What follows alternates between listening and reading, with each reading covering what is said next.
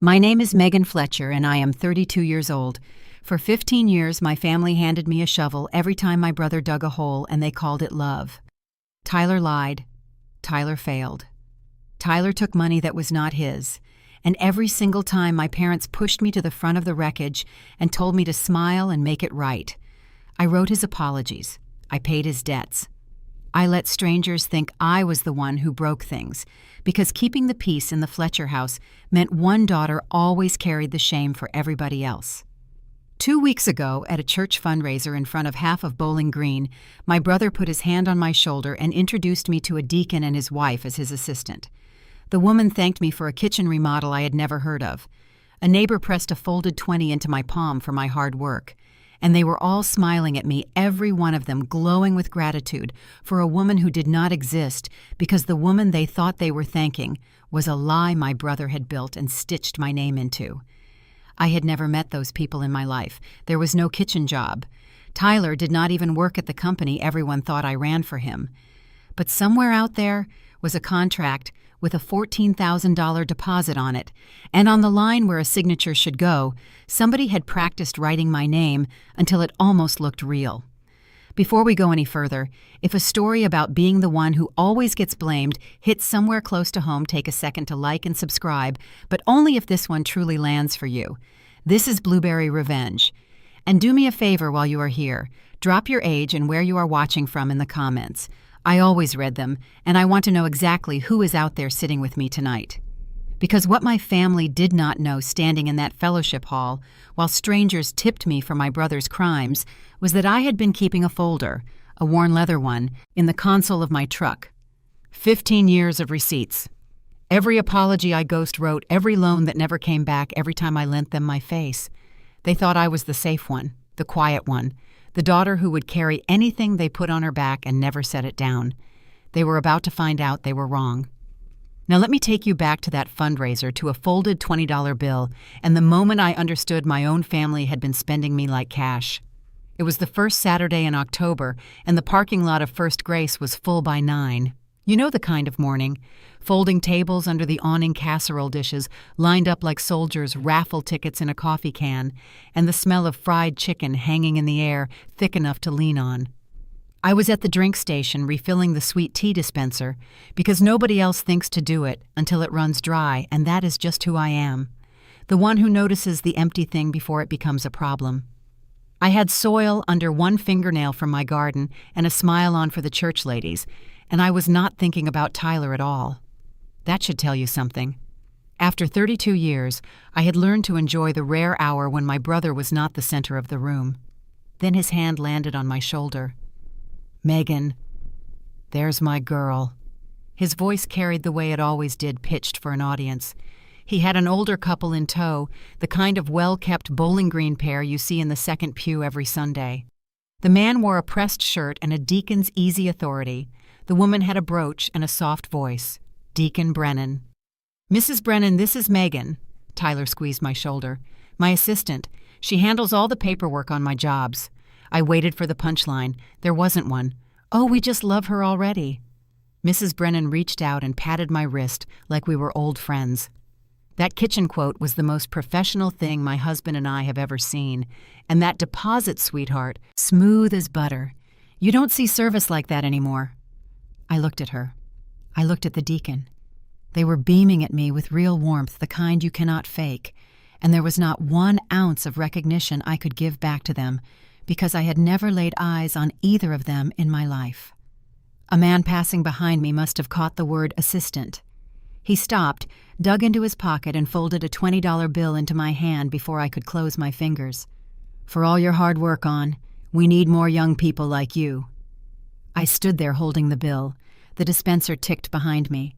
Somewhere a child laughed and a raffle number got called over the speaker, and the whole ordinary morning kept right on going around a thing that had just stopped cold in the middle of me. Tyler caught my eye. Just for a second the showman slipped, and underneath it I saw something flat and careful, the look of a man checking whether the wheel is going to keep turning. He steered me a step away by the elbow, lowered his voice so the Brennans couldn't hear. "Just smile, Meg," a little laugh in it like we were sharing a joke. "You're better at this part than me. This part. as if I knew what this part was, as if there were a script I had agreed to. What kitchen, I said quiet, keeping my own voice level for the ladies nearby. Tyler, what deposit? We'll talk later. He was already waving at someone across the room, already turning the smile back on. But Mrs. Brennan wasn't done with me. She caught my sleeve as Tyler drifted off. We are so excited to get started. 14,000 down and you all are going to make our little kitchen a dream. She leaned in like she was telling me a secret. My husband's a stickler about paperwork. You know how men are. He'll drop the signed contract by your office Monday morning on. Make sure you've got our copy. Your office. The contract. My copy. I had an office. It was the front desk at Hollis & Sons Construction, where I had worked for 9 years, where I managed payroll and permits and every piece of paper that came through the door for a family that trusted me with all of it. Tyler did not work there. Tyler had never worked there. And now there was a contract carrying that company's name and mine with $14,000 of a deacon's money attached, and it was on its way to my desk. I slid the folded 20 into my back pocket. I am not sure why. I had not decided anything yet, but some old instinct in me, the same one that keeps the receipt and labels the file and writes down the date, told me to hold on to that bill. It was the first thing I kept. It would not be the last. Across the room, my mother caught my eye from a table near the stage. She had been watching the whole thing. And she smiled at me, warm and proud, the way you smile at a child who has finally done her chores without being asked. That smile told me everything. She knew. She had watched my brother dress me up in a lie in front of the whole congregation, and she was pleased. I smiled back, because that is what 15 years builds in a person. Then I picked up my purse, said my goodbyes, and walked out to my truck to sit with the fact that my own family had just handed me a stranger's gratitude for a crime I was only beginning to understand. I sat in my truck in the church lot with the engine off and the windows cracked, and I did not drive anywhere for a while. The folded 20 was still in my back pocket. I took it out and laid it on the dash, smoothed it flat with my thumb, and looked at it like it might explain itself. It did not. Bills never do. They just sit there quiet while you do the math. Then I reached across to the passenger side and opened the console, and I pulled out the folder. It is a worn leather accordion file, the kind you buy at an office supply store, soft at the corners now, from years of riding around with me. I had kept it so long I had almost stopped seeing it, the way you stop seeing a scar. I never explained it to anyone. Not to Renee, not to a single soul. If you had asked me a year ago why I kept it, I would have told you I was just organized, that I keep records. That is true. I do. But that is not why. I keep it because somewhere along the way, I learned that in my family, the only person who tells the truth about what happened is the person who wrote it down. I let it fall open on my lap, and the years spilled out at me in pieces. Here is a sheet of notebook paper, soft as cloth, folded into quarters. I was 12 when I wrote it. Tyler 9 had taken a baseball through Mrs. Pearson's storm door and then sworn up and down it was a neighbor kid. When the lie collapsed, my mother did not march my brother across the street. She put her hand on my back and pushed me toward the door instead. You say it nicer, Megan. You always have. So I stood on Mrs. Pearson's porch and apologized for something I did not do, and Tyler stayed home and watched cartoons, and my mother told everyone at church what a thoughtful girl she had raised. I kept the apology because some part of me, even at 12, wanted proof of whose handwriting was really on it. Here is a folded insurance statement from when I was 19. Tyler wrecked our father's truck coming home from a party he should not have been driving home from at all, and there was a smell in that cab that no adjuster needed explained to him. My father met me in the kitchen at 6 a.m. before the man from the company came, and he did not ask me to lie exactly. He just said it would go easier on the family if the truck had been borrowed by me. So I told a stranger I had been behind the wheel. The premium climbed onto my record and stayed there for years, quiet and patient, a little tax I paid on being the reliable one. Here is a receipt for a sheet cake. I was 26. Tyler had promised to throw his own daughter a birthday party and then vanished for the weekend, the way he did, and his wife's parents were driving in from Tennessee expecting a celebration. So I drove 2 hours, blew up the balloons, lit the candles, and smiled for the in-laws, so they would never have to know that their granddaughter's father could not be counted on to show up for her 4th birthday.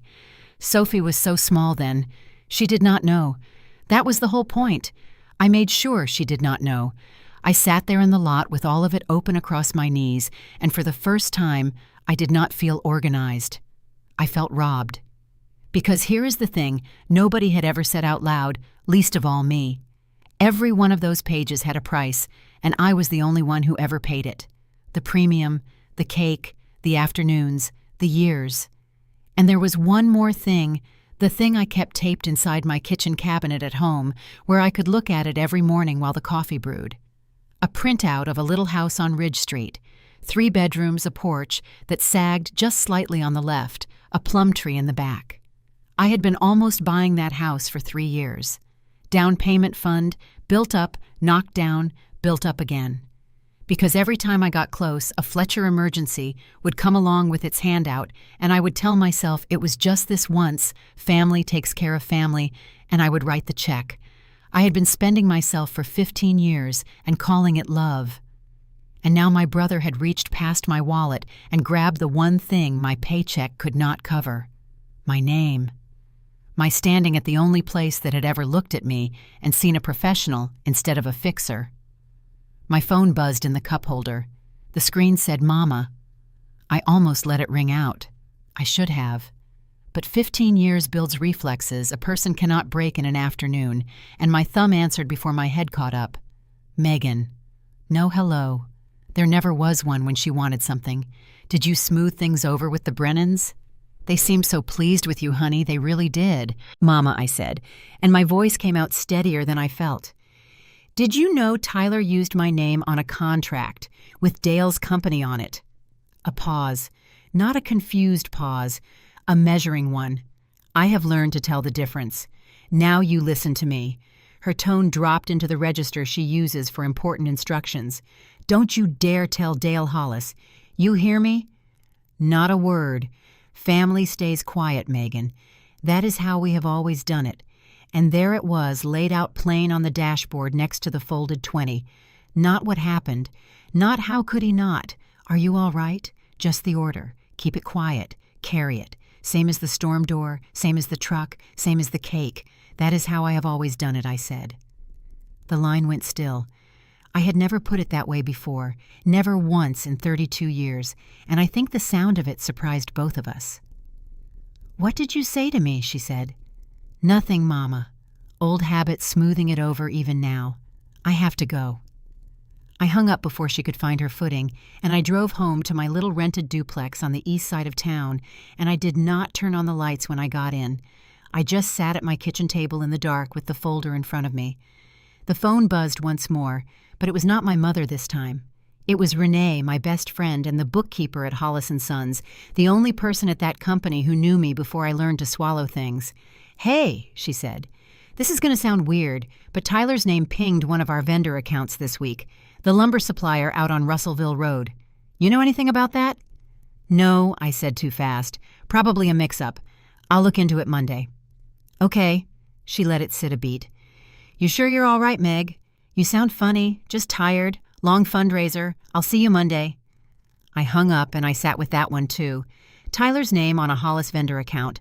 The Brennan contract coming to my desk. The Aldridges, whoever they were, somewhere out there. The threads were already tangling, and I could feel it the way you feel weather coming before the sky changes. I scrolled back through my saved voicemails in the dark until I found the oldest one I never let myself delete. I pressed play. The voicemail crackled the way it always did. 4 years of sitting in a phone will do that. Megan. Baby girl, it's your Nana. You carry too much that isn't yours. You hear me? One of these days, you're going to have to set it down. Call me back now.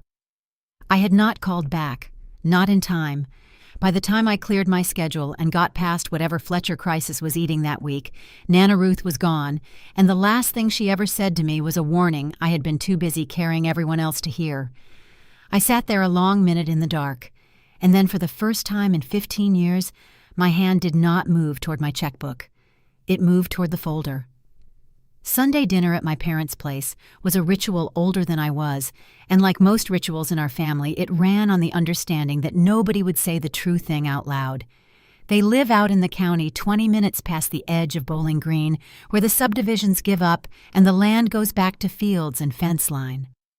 My father bought the house 30 years ago on a foreman's salary from the plant, and my mother has kept it the same way ever since the front room, that nobody sits in the good plates that only come out for company and grief, the framed school photos marching up the hallway in chronological order.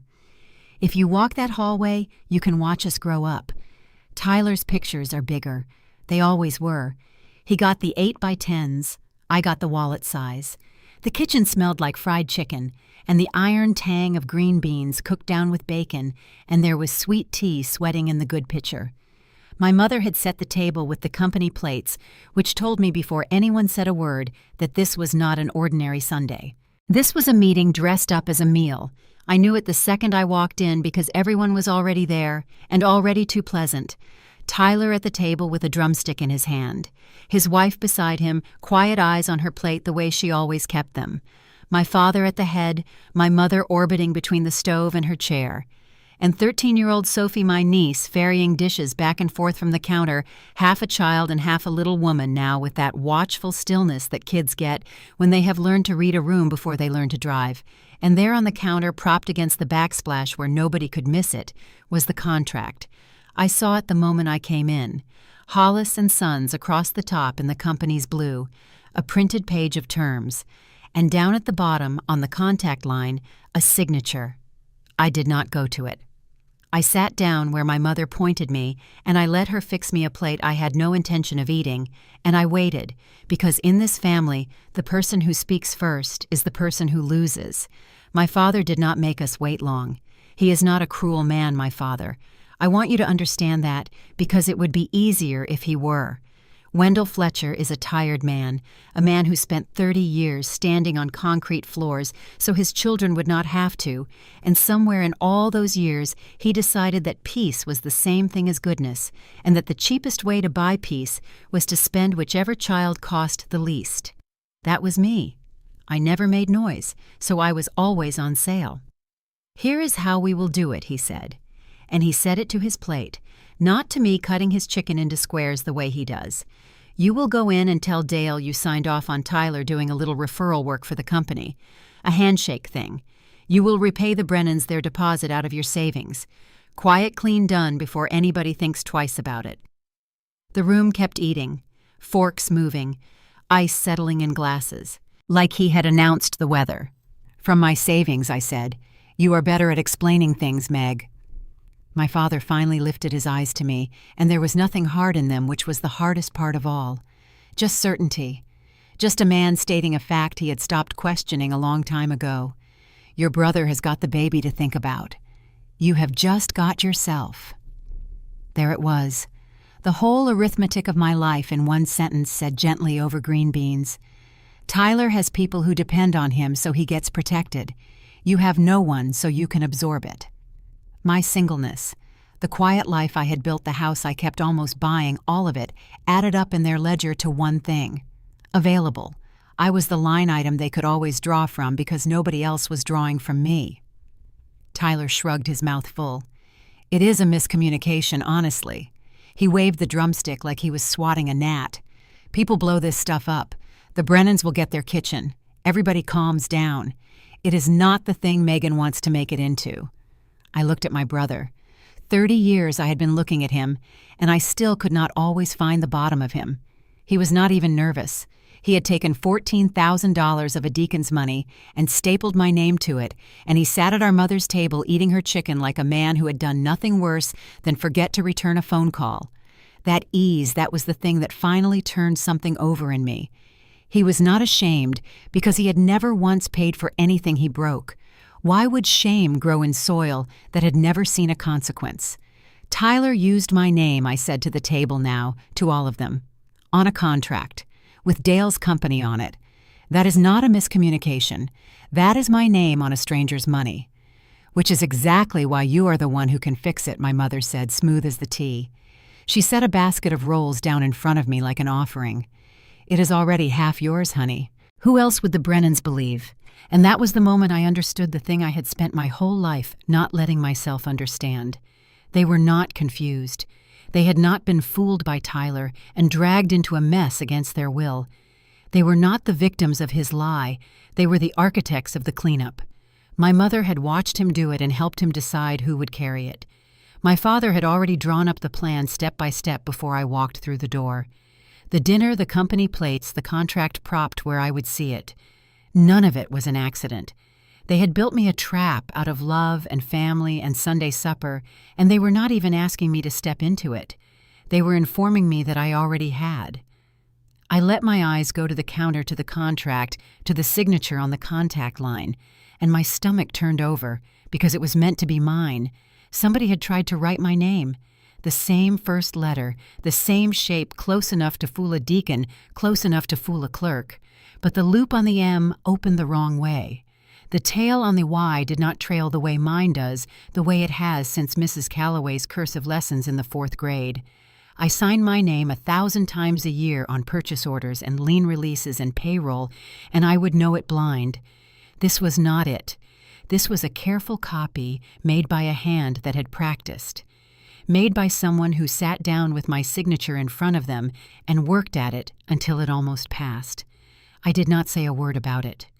I put it away inside me the way I had learned to put everything away into the place where the folder lived. But I saw it. And once you have seen a thing like that, you cannot unsee it. My brother had not just used my name, he had forged it, and my parents were sitting here asking me to walk into Dale Hollis's office and swear the forgery was mine. My plate sat in front of me untouched. I had not lifted my fork once. Sophie came around the table with a stack of dirty plates pressed to her chest, careful the way she carried everything.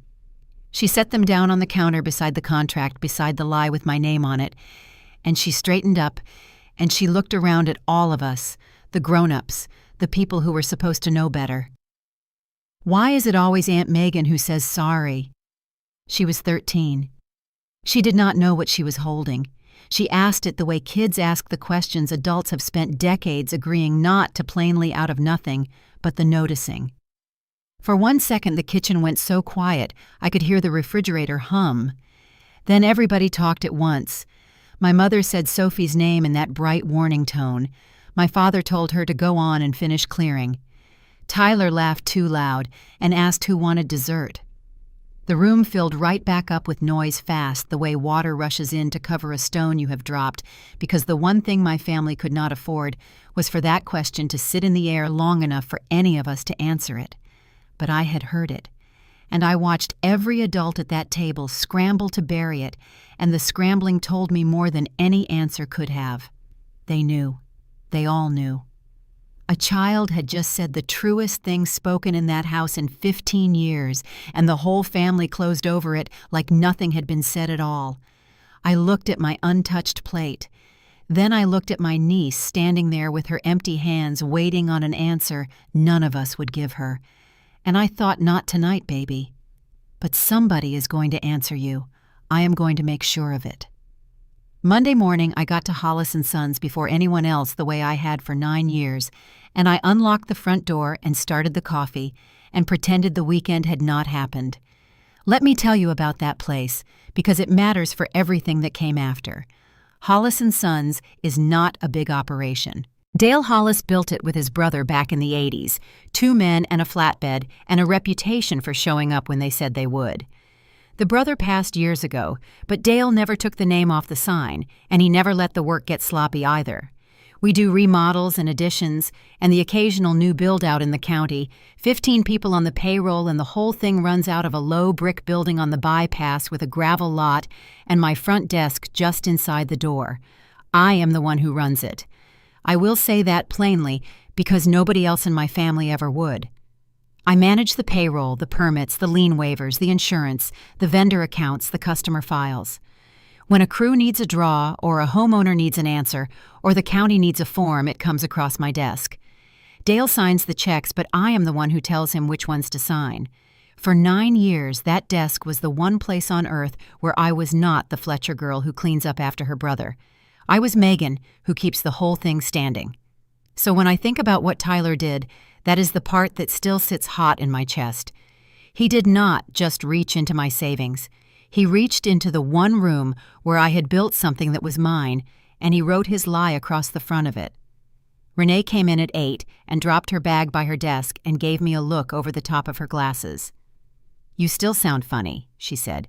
"You sounded funny Saturday and you look funnier today." "I am fine," I said. "Mm-hmm."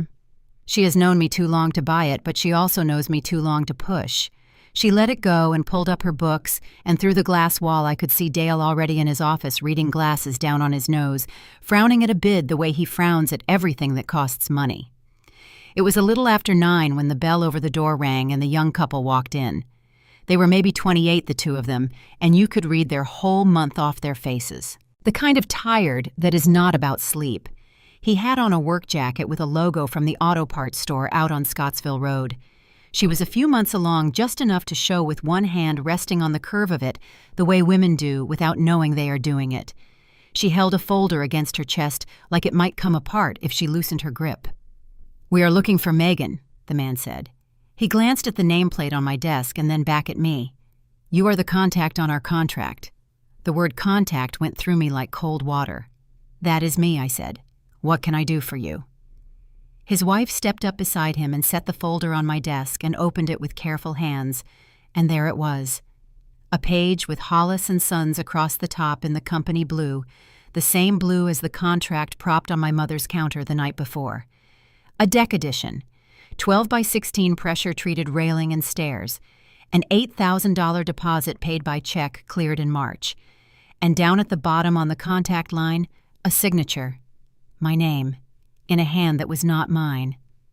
"Your brother said the deck would be done by spring," the woman said, and her voice had a thin wire in it, the sound of somebody holding themselves together by main strength in a stranger's office. "It is October. There is no deck. There is no lumber. He stopped answering us in June." She pressed her lips together. "That was $8,000. That was our baby fund. We had been saving it since before we knew. I have heard a lot of things across that desk. Angry homeowners, crews wanting money, inspectors with bad news. I have a calm I put on for all of it, the same calm my family mistook for being easy to use. But I did not have any calm for this. I looked at that young woman with her hand on her belly and her savings gone, and I felt something come up in me that did not have a name yet. "I am so sorry," I said.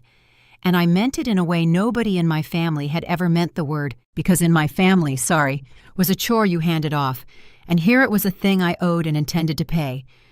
"I am going to find out exactly what happened to your money. I promise you that." I asked if I could make a copy of their paperwork. The man hesitated the way you do when you have already been burned once, but his wife nodded, and I walked their contract to the machine behind my desk, and I made 2 copies. One I handed back to them. One I folded and slid into my bag, into the soft leather folder that was riding with me now everywhere I went. Another page for the file, another receipt nobody else in my family would ever keep. While the copier ran, I had already started doing the math, and the math made it worse.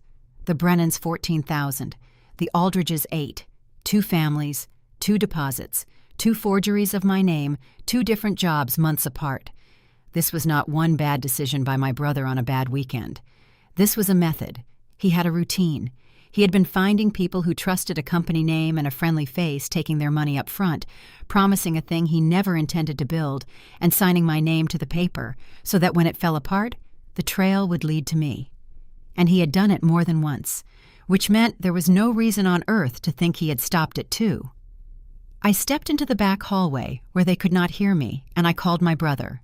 It rang twice and went to voicemail, which is what Tyler does when he already knows what you are calling about. A minute later, a text came through. "Don't make this a thing, Meg. You know how Mom's heart is." I read it standing in the hallway of the company I run with a pregnant stranger's stolen baby fund folded in my bag, and I want you to understand what that message actually said. It said his crime was my problem. It said the cost of telling the truth would be charged to our mother, and the bill would land on me the way every bill always had. He was not even bothering to deny it. He was just reaching for the lever, the same lever they all reached for, the one that had worked my whole life. Keep it quiet. Protect Mama. Carry it. I put the phone in my pocket and went back out front. The Aldridges were getting up to leave. I told them I would be in touch, that they would not be left holding this, that I gave them my word. The man shook my hand. His wife gathered her folder back up against her chest, and at the door, the woman turned around. "Your brother told us not to worry," she said. "He said if anything ever went wrong, his sister would make it right." She looked at me, and there was something almost kind in it, which made it so much worse. "He said you always do." The bell rang as they went out and the door swung shut, and I stood there in the middle of the office I had kept standing for 9 years. "He said you always do." That was the part that landed like a fist. Tyler had not only forged my name on these people's money, he had used me as the guarantee. He had sat across the table from this young couple and their baby fund and sold them my reputation as collateral, told them straight out that no matter what he did, his reliable sister would clean it up. My whole life of carrying things, the storm door and the truck and the cake and the silence, my brother had turned all of it into a sales pitch. He had been spending my name in rooms I had never been in to people I had never met, and he had been doing it for so long and so smoothly that 2 strangers walked into my office on a Monday morning, genuinely believing I was their last best hope. Through the glass, Dale Hollis looked up from his bid and caught me standing there, and something in my face must have told him a piece of it because he set down his pen. But I was not ready to talk to Dale yet. There was something I had to know first. I sat back down at my desk, pulled up our vendor records, and started searching my brother's name. What I found in the vendor records that Monday did not surprise me, which was its own kind of sad. Tyler had opened a line under a name close enough to ours to slide past a busy clerk, charged materials he never used on our jobs, and let the invoices float. It was small and clumsy, and it would not have held up to anybody who looked. But nobody had looked. Nobody ever looks when there is a Fletcher daughter standing in front of the damage, smiling, saying she will take care of it. I did not call Dale into it. Not yet. I told myself I needed to understand the whole shape of the thing first, but the truth underneath that was simpler. I was afraid. 9 years I had kept his company clean, and now my own blood had dragged it into the mud, and some old reflex in me wanted to wipe it down before the man who trusted me ever had to see it. I did not get the chance to decide on my own timeline because that evening my mother called and told me to come out to the house.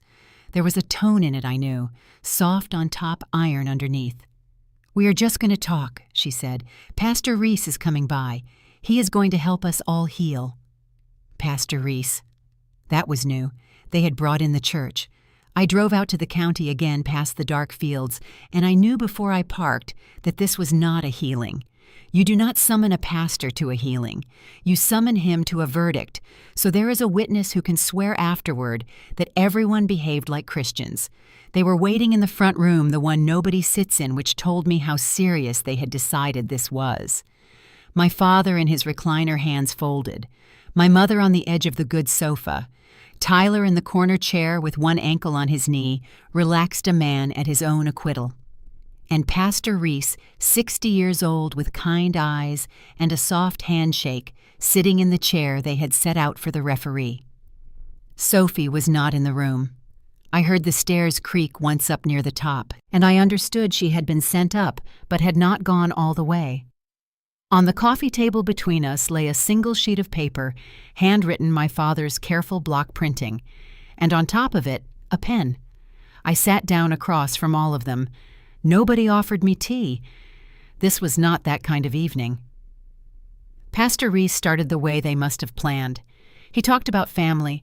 He talked about forgiveness, about how the Lord asks us to bear with one another, about how the strong carry the weak, and how a house divided cannot stand.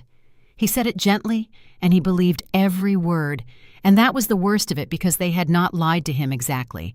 They had just handed him half a story and let his own good heart fill in the rest. "Megan," he said, leaning toward me, "families heal when somebody is willing to carry a little grace. Your folks tell me there has been a misunderstanding with some paperwork, a small thing blown up. Sometimes the most loving thing a person can do is sign her name to peace and let the family move forward." My father reached out and pushed the paper across the table toward me. The pen rolled with it and came to rest against my water glass with a small clink. "It is just a few sentences," he said. "Says you signed off on Tyler doing a little referral work. Says there was a mix-up on the forms. Everybody moves on. He would not look at me when he said it. He looked at the paper, at his own handwriting, at anything but my face. I picked up the sheet and read it. It was short, and it was deadly. In my father's neat block letters, it stated that I, Megan Fletcher, had authorized my brother to represent Hollis & Sons, that I had handled the contracts, and that any errors in the documents were the result of my oversight. It did not say the word forgery. It did not say the word theft. It turned a crime into a clerical slip and laid the slip at my feet. If I signed it, Tyler's name vanished from the story and mine took its place in writing, witnessed by a pastor. The deposits would become my mistake. The forged signatures would become by my own hand real. I set the paper down. I did not pick up the pen. "Pastor Reese," I said, keeping my voice level, the desk calm I had used on 1,000 angry homeowners. "Did anyone tell you the amounts?" He blinked. "The amounts. This morning a young couple came into my office. She is expecting their first child. My brother took $8,000 from them in March for a deck he never built and stopped answering their calls in June. That was their baby fund. I let that sit. And there is another family, 14,000, a deacon at your own church pastor. Did anyone mention those numbers to you when they asked you to come here and talk to me about Grace?" The pastor's face changed. He turned and looked at my mother, then at my father, and I watched the half-story he had been handed start to come apart in his hands. He had not been told. They had brought him a misunderstanding about paperwork. They had not told him about the pregnant woman or the deacon or the $22,000 that 2 real families were now missing. His mouth opened and nothing came out. He was a decent man who had just realized he was being used as a tool, and decent men do not enjoy that feeling. My mother saw the floor shifting, and she did what she always does. She reached for the lever. Her voice broke right on the beat, the way it had broken at potlucks and graveside and every family reckoning I had ever sat through. "Don't make me choose between my children, Megan." She pressed a tissue to the corner of one eye. "Don't you put me there. Don't make me choose." And I looked at my mother, and for the first time in 32 years, I heard the thing under the words. "You already chose, Mama," I said quietly. "You chose a long time ago. You just never said it out loud." The room went still. Tyler shifted in his chair. My father studied his folded hands. It was true, and we all knew it. The 8x10s in the hallway and the wallet size, the drumstick and the silence, the truck, the cake, the storm door, 15 years of a thumb pressed gently on the scale. They had chosen Tyler before I was old enough to know there was a choice being made. The only new thing tonight was that I had finally named it in front of a witness with the pen lying untouched on the table between us. "I am not signing this," I said, "not because I want to hurt this family, because what is written on that paper is not true, and I am done lending my name to things that are not true." My mother's tears stopped almost as fast as they had come. That is the tell if you ever want to know whether someone is grieving or working you. Real grief does not have an off switch. Hers clicked right off, and what was underneath it was not sorrow. It was anger, cold and tired, the look of a woman whose plan had run into something it did not expect. "After everything we have done for you," she started. But I never heard the end of that sentence, because headlights swept across the front window white and sudden, and tires crunched on the gravel drive. A truck door opened and closed out in the dark. My father went pale. I saw it happen, the color leaving his face in real time, a man who knew that sound, who knew that truck. Footsteps came up the porch, heavy, unhurried, certain. And then a knock. 3 knocks slow. Through the screen of the front window, I could see him standing under the porch light. Dale Hollis, reading glasses pushed up on his forehead, jaw set, and in his hand held loose at his side like a man who already knew exactly what he was carrying was a contract. The Brennan contract, with my forged name on it. Nobody in that front room moved. The pen lay on the table where I had left it. And Dale Hollis knocked again. My father got up to answer the door because he had to. You cannot leave Dale Hollis standing on your porch in the dark in a town this size and ever live it down. But he moved slow, the way a man moves toward a thing he would give anything to avoid, and when he opened the door, his voice came out too bright. "Dale, "Well now, what brings you all the way out here this time of night?" Dale did not answer the question. He stepped just inside the door, no further, and stood there on the edge of the front room with the porch light behind him and his reading glasses pushed up into his gray hair. He is not a big man, Dale Hollis, but he fills a doorway the way honest men do, by standing still and meaning it. He looked around the room slowly, taking in all of us. My father by the door. My mother on the good sofa with the tissue still crushed in her hand. Tyler in the corner. Pastor Reese in the referee's chair. And me across from the coffee table, with that untouched pen lying on a sheet of paper that would have made my brother's crime my own. He took it all in the whole staged little tribunal, and I watched him understand exactly what he had walked into. Then he lifted his hand, and in it was the contract. He held it up so the light caught it, so everyone in the room could see the Hollis & Sons blue across the top, so nobody could pretend they did not know what it was. "I am only going to ask one thing tonight," Dale said. His voice was not loud. That was the thing about it. He kept it low and even, and somehow that filled the room more than shouting ever could. "Megan, did you sign this?" Every face turned to me. "No," I said. "I didn't." Now Dale, my father, started stepping toward him, with his hands out, palms down, the gesture of a man trying to smooth a tablecloth that is already on fire. "There has been a misunderstanding, a mix-up with the paperwork that is all we were just sitting here getting it sorted." "There is no misunderstanding." Dale did not raise his voice to cut him off. He just said it, flat and certain, and my father's words died in his throat. "That is not Megan's handwriting." Dale turned the contract so the signature faced the room. "I have watched that woman sign her name 100 times a week for 9 years. Lean releases payroll every check that leaves my building. I would know her hand in the dark." He tapped the page once with a thick finger. "Whoever wrote this practiced it.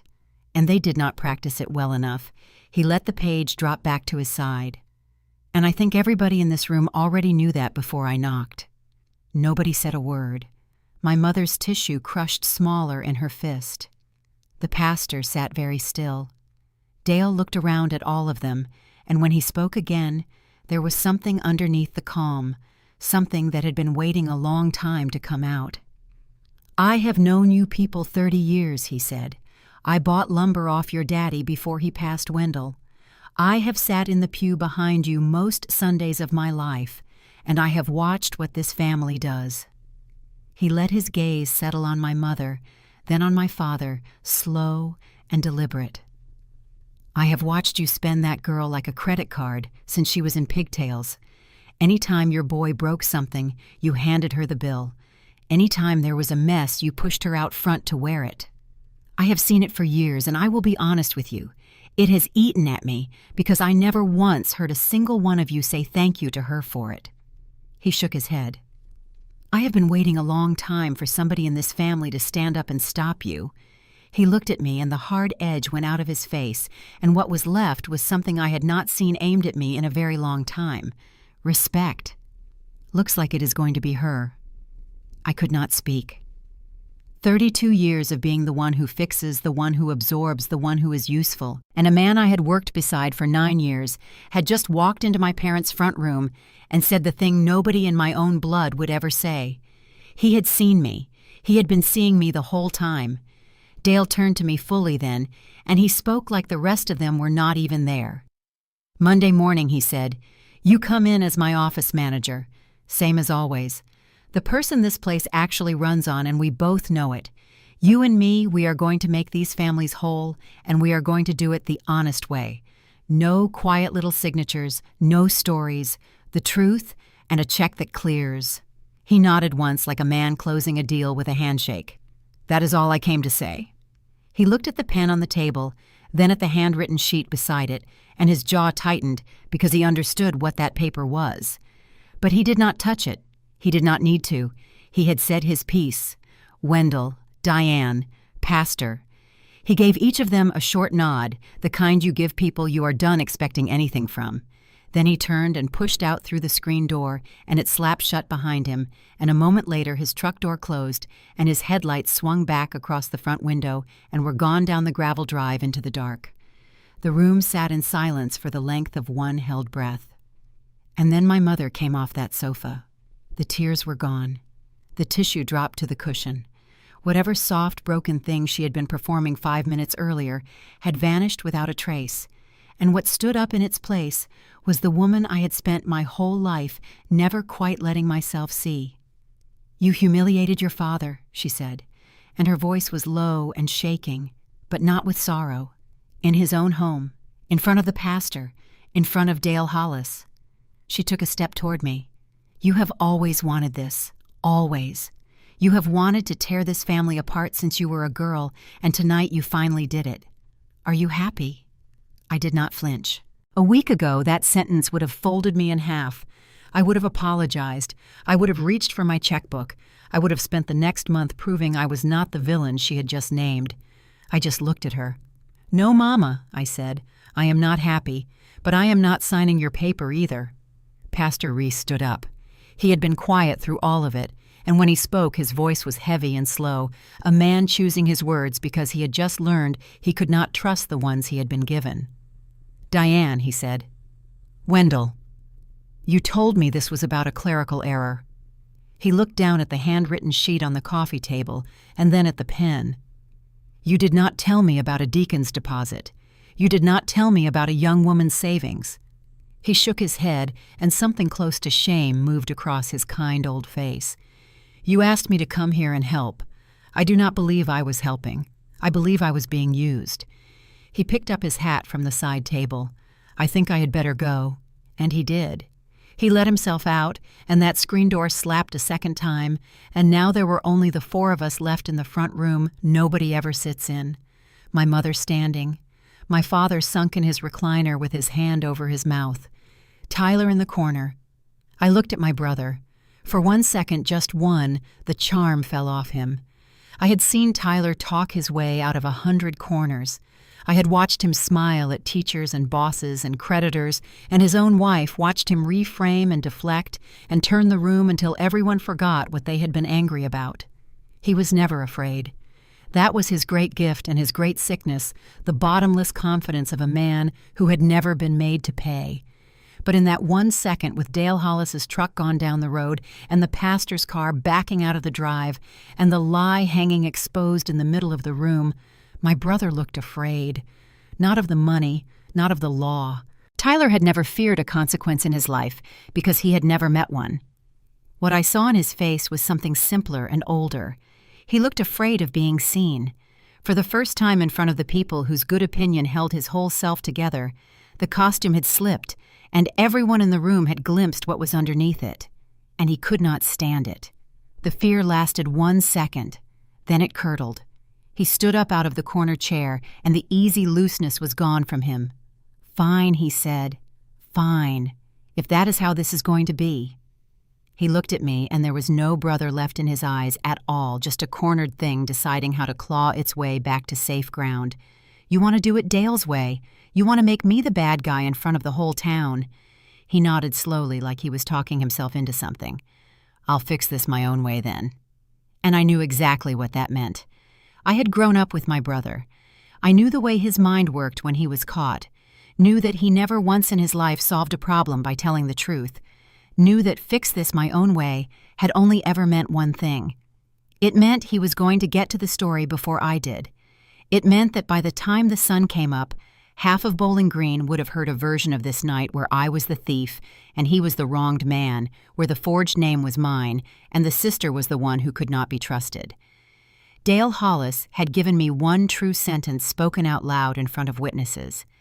It was the first time in my life the lie had ever been contradicted by someone the town respected, and I will carry the sound of it to my grave. But it had not ended anything. It had started the war.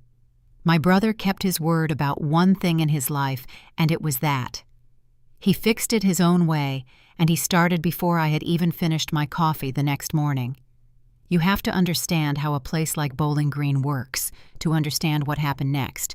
It is a city, by Kentucky standards, but underneath the city, it is still a web of small towns stitched together by churches and ball fields and the same 40 families who have known each other for generations.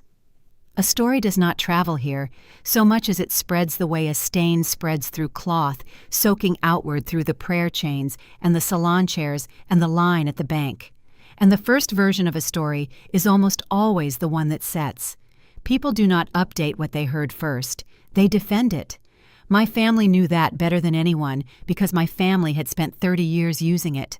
The whole architecture of my childhood ran on it.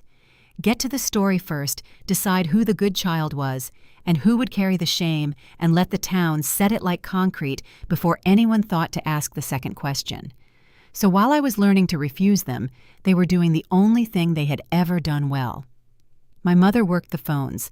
I found this out later in pieces, the way you always find these things out. By Tuesday morning, she had called half the women on the church flower committee, her voice trembling with a mother's grief, to share the heavy news that her daughter had gotten herself into trouble at work and was now, Lord help them all, trying to blame poor Tyler to save her own skin. She did not say the word forgery, of course. She said misunderstanding. She said Megan has always been jealous of her brother. She said, you know how she is so sensitive, never married all alone out there. And the women clucked and prayed and passed it down the line, and by lunch, a casserole appeared on Tyler's porch with a card that read, "Thinking of you in this hard time," signed by a woman who had never once brought a dish to my door in 32 years. My father took a different approach. My father came to my work. It was a little after 10 on Wednesday.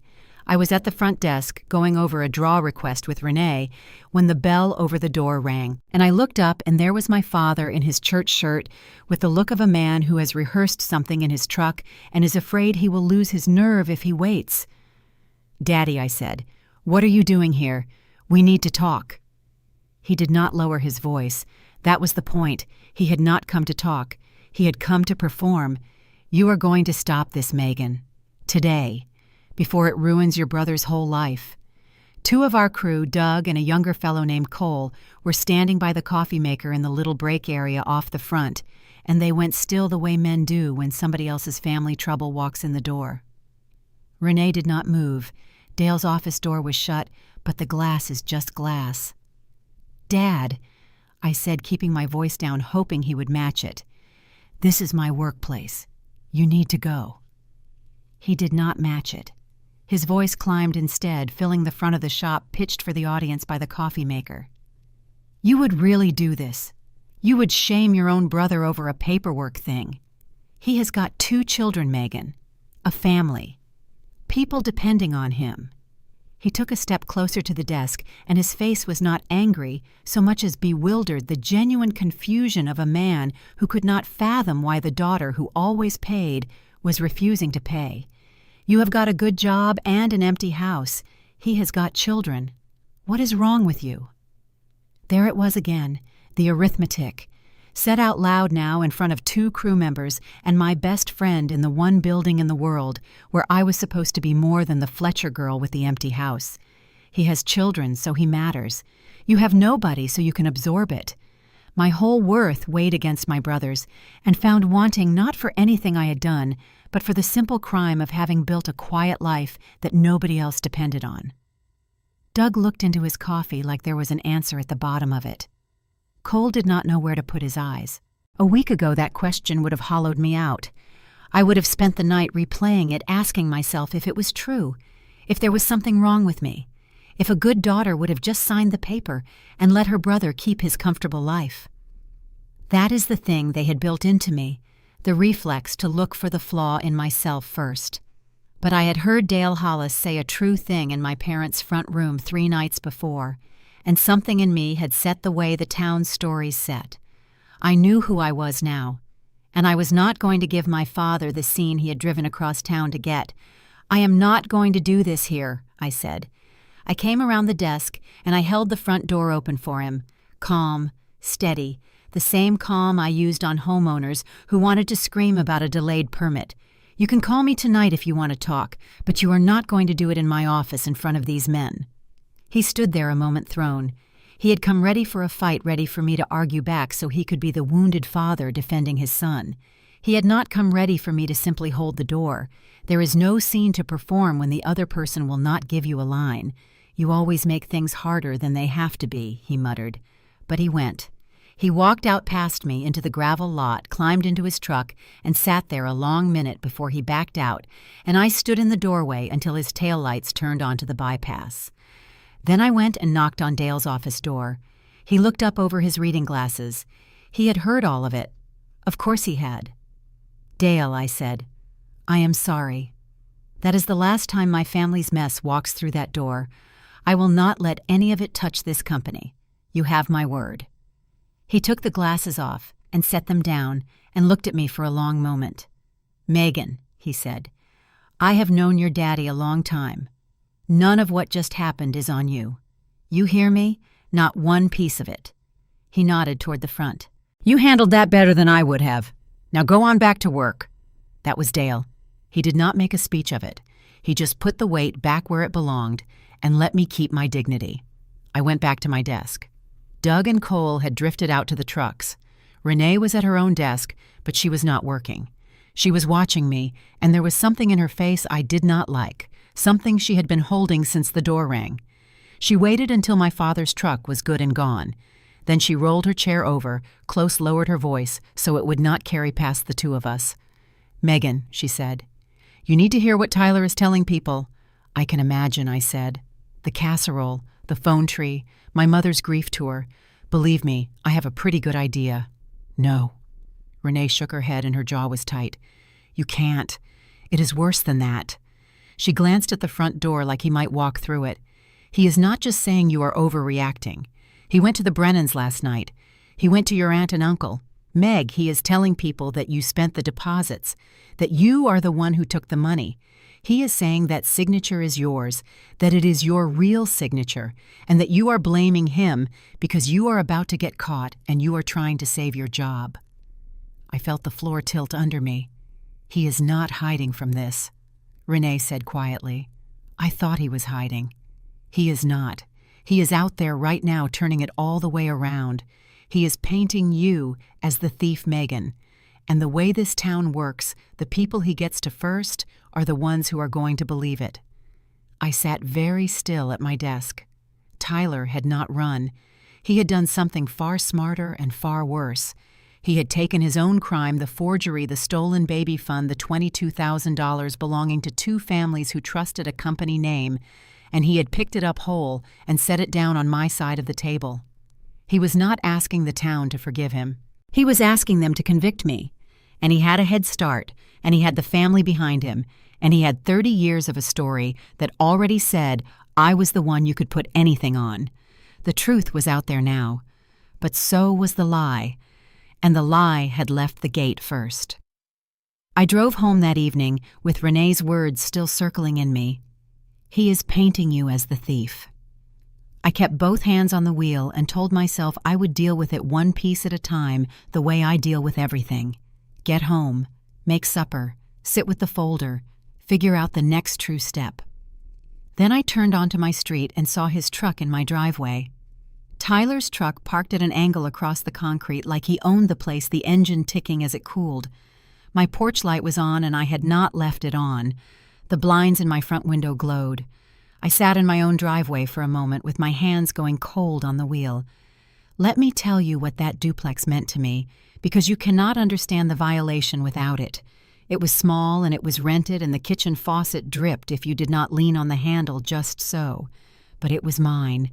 It was the one square of the world where no Fletcher emergency had a key, where I could close the door and set down the weight and be a person instead of a function.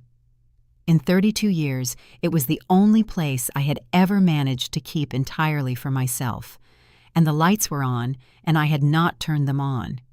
I went in through my own front door like a stranger.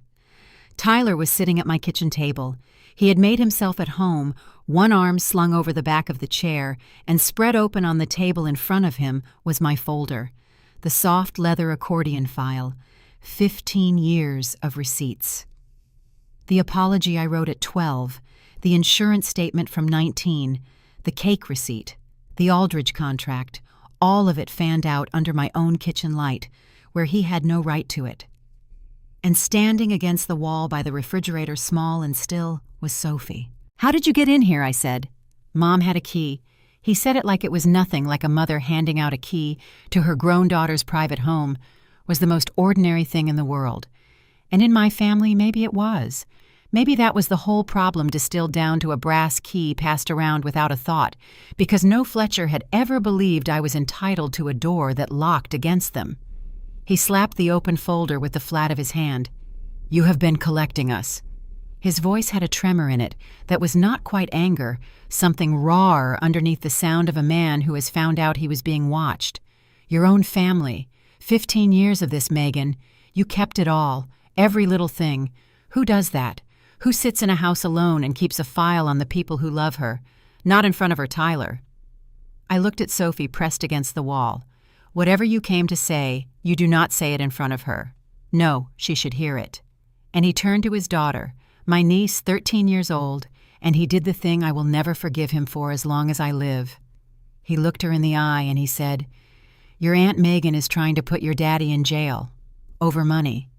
That is the kind of person she really is. I want you to remember that." Sophie's chin trembled.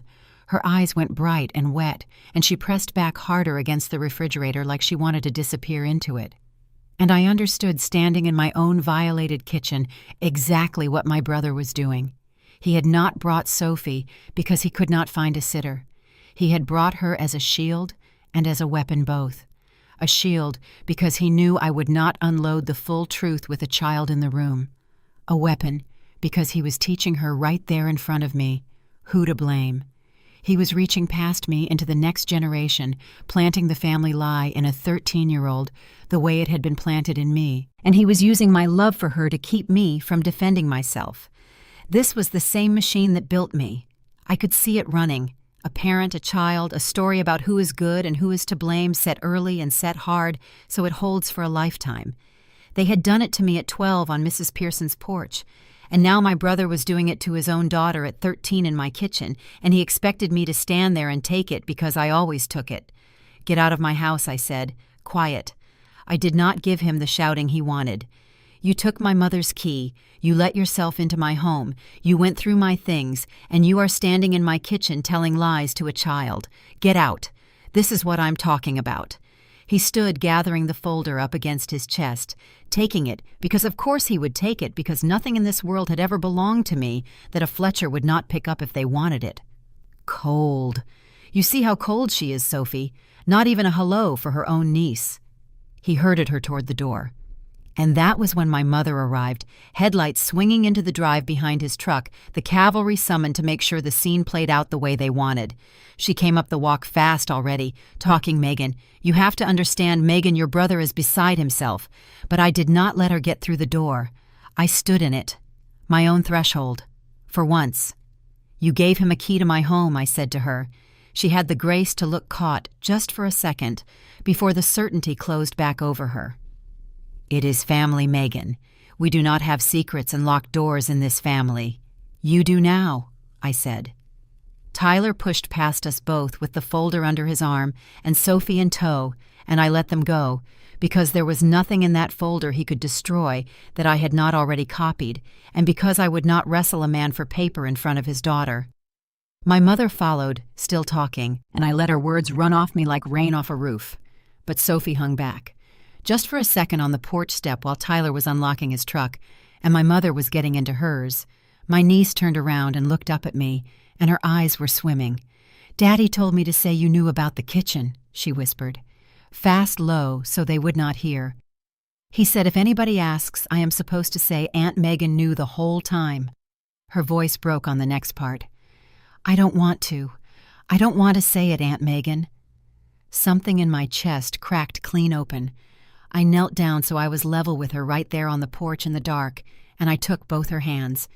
"Then don't, baby," I said softly. "Listen to me. You never have to lie for anybody. Not for your daddy. Not for me. Not for anyone who tells you that is what love is. You hear me? Your job is not to carry what other people break. It never was." She nodded fast, and a tear came loose and ran down, and then Tyler called her name from the truck, and she went the way children always have to go, climbing up into the cab and not looking back because she was afraid to. I stood on my own porch and watched the 2 sets of taillights pull out and turn down the street and disappear. Then I went back inside my quiet, ransacked little house, and I saw it on the kitchen floor, the Ridge Street listing. The printout of the little house with the sagging porch and the plum tree, the one I had kept taped inside my cabinet for 3 years, where I could see it every morning while the coffee brewed. Tyler had torn it down, or maybe my mother had in the rummaging or the leaving, and it lay crumpled on the linoleum like trash. I picked it up. I smoothed it flat against the counter with both palms working the creases out, the way you work the creases out of something that matters. The little house looked back up at me, blurred a bit through the wrinkles now, but still there, still standing. I looked at it a long time. For 3 years I had told myself I would buy that house someday, just as soon as the next Fletcher crisis was paid for, just as soon as I had cleaned up the latest mess and refilled the fund they kept draining. Someday. The word had been a way of never doing it, but my brother had just torn this off my wall and called me cold and used my own niece as a knife.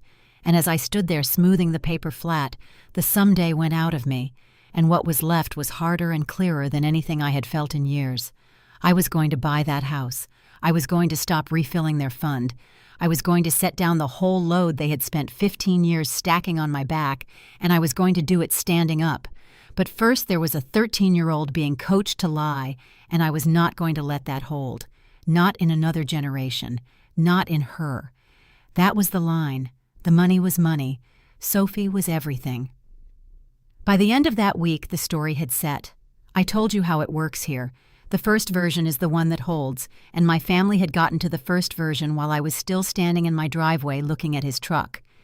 By Sunday, the lie had soaked all the way through the cloth of the congregation, and I walked into First Grace that morning and felt the temperature of the whole building change. I have been going to that church my entire life. I was baptized in that sanctuary. I learned my cursive in the basement Sunday school, where Mrs. Calloway rapped the table when our letters slumped. I had filled the sweet tea dispenser at every fundraiser since I was old enough to lift the jug. Those people had watched me grow up. And on that Sunday morning when I came in through the doors, I had come through 1,000 times conversations folded shut as I passed, and eyes slid away from mine, and the air around me went careful. I went to the fellowship hall after service for coffee, because if I had skipped it, everyone would have said that proved my guilt. The coffee station sits along the back wall, 2 big urns and a tower of foam cups and a plate of somebody's lemon bars. There was a cluster of women near the urns, women I had known my whole life, women whose casseroles I had carried and whose children I had watched. They were talking low, and as I came up behind them to fill a cup, they did not hear me, or they did not care to lower it enough. She has always been jealous of Tyler, one of them said, even his children. So sensitive, takes everything so personally. Bless her heart, said another, and I knew that voice knew her, had sat beside her at potlucks for 20 years. An empty house will do that to a woman. Nothing to fill her days but her own grievances. There it was again, that same sum now in the mouths of women who had never once asked me what happened. The empty house, the grievances, the jealous, sensitive, unmarried sister who could not bear her brother's success and so invented a crime to drag him down. It was a clean story. It was easy to believe. It asked nothing of the listener except to keep thinking the thing they already thought, which is the only kind of story that ever truly travels. I stepped up to the urn between them. I filled my cup slow and steady, and then I turned and looked each of those women in the face and said, "Good morning, Carol. Good morning, Janet. Good morning, Lynette," by name, one at a time. I watched the color come up in their cheeks, watched them fumble for their own good mornings, because there is nothing that shames a whisper like being met with a person's plain face and a steady voice. I did not argue. I had learned a long time ago that arguing with a whisper only feeds it. A whisper wants you to chase it. The chasing is the proof. So I just said good morning and I drank my coffee standing up among them, and I walked on. But understand, it cost me something to walk out of that hall. That congregation was the water I had swum in my whole life, the one community that was supposed to be mine no matter what, and I could feel it closing over my brother and leaving me on the outside, and the people doing the closing were people I loved. My cousin Tammy caught me in the parking lot. Tammy is the kind of relative who delivers a knife with a hug, and she came at me, arms open, all concern. "Megan, honey, I have just been so worried about you. We all have." She held my shoulders and looked into my face with her head tilted. "Are you doing all right out there by yourself? Because some of what your mama's been saying, I want to hear your side too. You know I do. I just hope you are not letting some old hurt about Tyler push you into doing something you can't take back. Family is family. You don't want to be the one who broke it. You don't want to be the one who broke it. As if a thing breaking and a person breaking it were the same. As if the man who took $22,000 and forged his sister's name were a bystander and the sister who refused to lie about it were the wrecking ball." "I appreciate you worrying, Tammy," I said. "When you are ready to hear my side, you let me know. I will tell you the whole of it, amounts and all." And I left it there because I had learned that you cannot pour the truth into a cup that has already decided it is full. The pastor was working another angle entirely. Pastor Reese had walked out of my parents' front room shaken, and I had thought foolishly that meant he was on the side of what was true. But my mother is patient, and she is relentless, and over the course of that week, she went to work on him the way water goes to work on stone. She did not need him to believe the lie. She just needed him to believe in peace. And peace in my mother's hands always meant the same thing. It meant Megan apologizes, and everyone moves on. I got the measure of how far that had gone in a phone call I did not expect, and it gutted me because it was not about me at all. My phone rang Saturday evening in the grocery parking lot. Mrs. Aldridge, the young woman with the baby on the way and the savings account my brother had emptied. When I answered, she was crying. "Your brother came by the house," she said, and her voice came apart on it. "He sat in my living room. He told us it was you, Megan. He said you handled the money, that you were the one who took our deposit, and that he is just covering for you because you are family. He said you do this, that you have a problem, that the company is about to fire you." She drew a ragged breath. "I don't know who to believe anymore. We are out $8,000, and a man sat in my house and told me 2 different stories, and I don't know. I don't know who is telling the truth." I closed my eyes and leaned my head against the steering wheel. Because here is the thing that hardened me, and it was not the women at the coffee urn, and it was not my cousin in the parking lot. It was this. My family had not just come for me.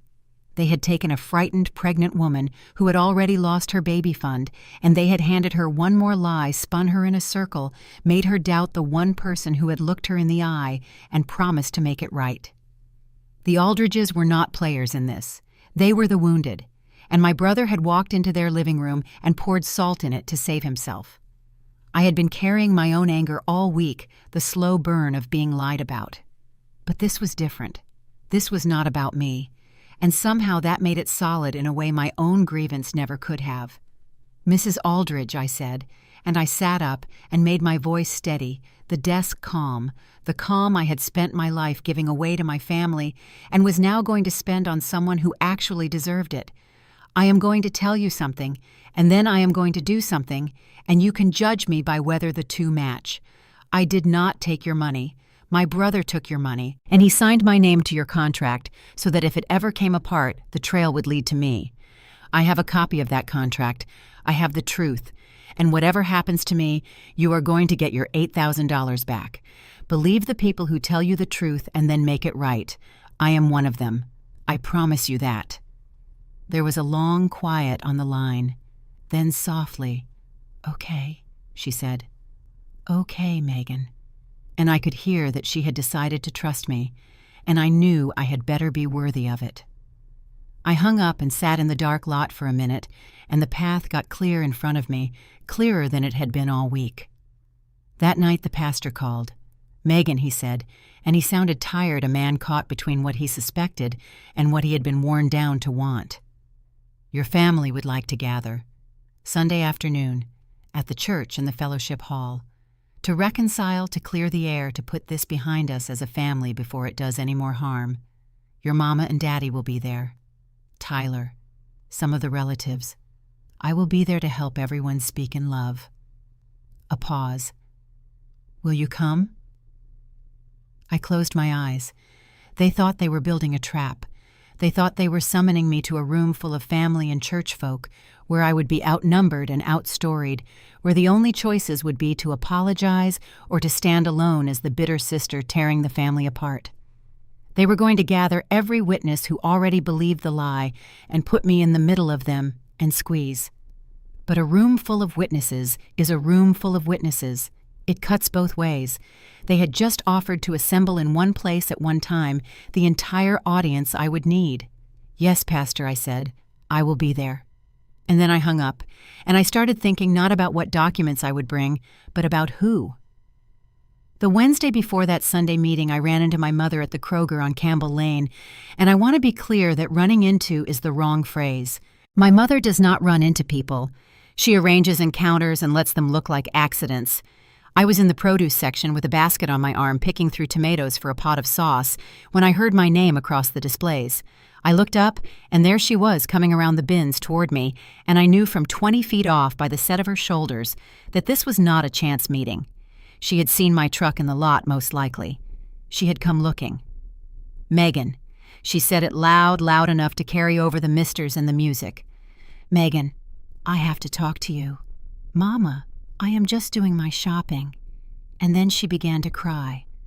Not the way a person cries when something breaks inside them, the way a person cries when they have decided to. The tears came up at full volume, the kind you can hear 3 aisles over, the kind that turns heads, and she pressed one hand to her chest and let her voice climb into the register of a woman wronged by her own flesh. "After everything I did for you," she said, and now the whole produce section could hear her. "After everything, I carried you, I raised you, and you would do this to your own mother, in public. You would drag your family through the mud and break my heart and shame your daddy in front of the pastor. You should be ashamed of yourself, Megan." Ashamed. The store slowed around us. A man with a cart pretended to study the bananas. A woman near the peppers picked up a can of something she clearly did not need and read the back of it with great attention. An employee misting the greens paused the spray bottle hanging in his hand. They were all watching now, and that was the point. My mother had not come to the Kroger to reconcile. She had come to stage one more performance, one more public scene where she was the grieving mother, and I was the cold daughter doing this to her in front of God and everybody. She wanted me to argue. She wanted me to raise my voice to defend myself, to give the watching strangers a fight they could carry home. 2 women shouting in the produce aisle, and whatever they took away from it, the lasting picture would be the same. Diane Fletcher in tears, and her daughter making her cry in public. I looked at my mother. I looked at the strangers pretending not to look at us, and I understood that the only way to lose this was to play it. So I did not play it. I set my basket down on the floor, gently. The tomatoes, the onion, the can of paste, all of it right there on the speckled linoleum at my feet. "I am not going to do this here, Mama," I said. Quiet, level, loud enough for her and no one else. And I walked out, head up.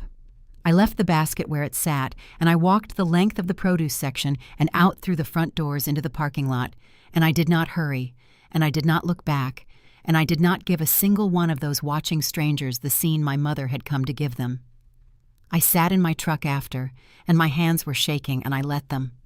Walking away from your own mother crying in a grocery store is not a thing the body does easily, no matter how clearly the head sees it.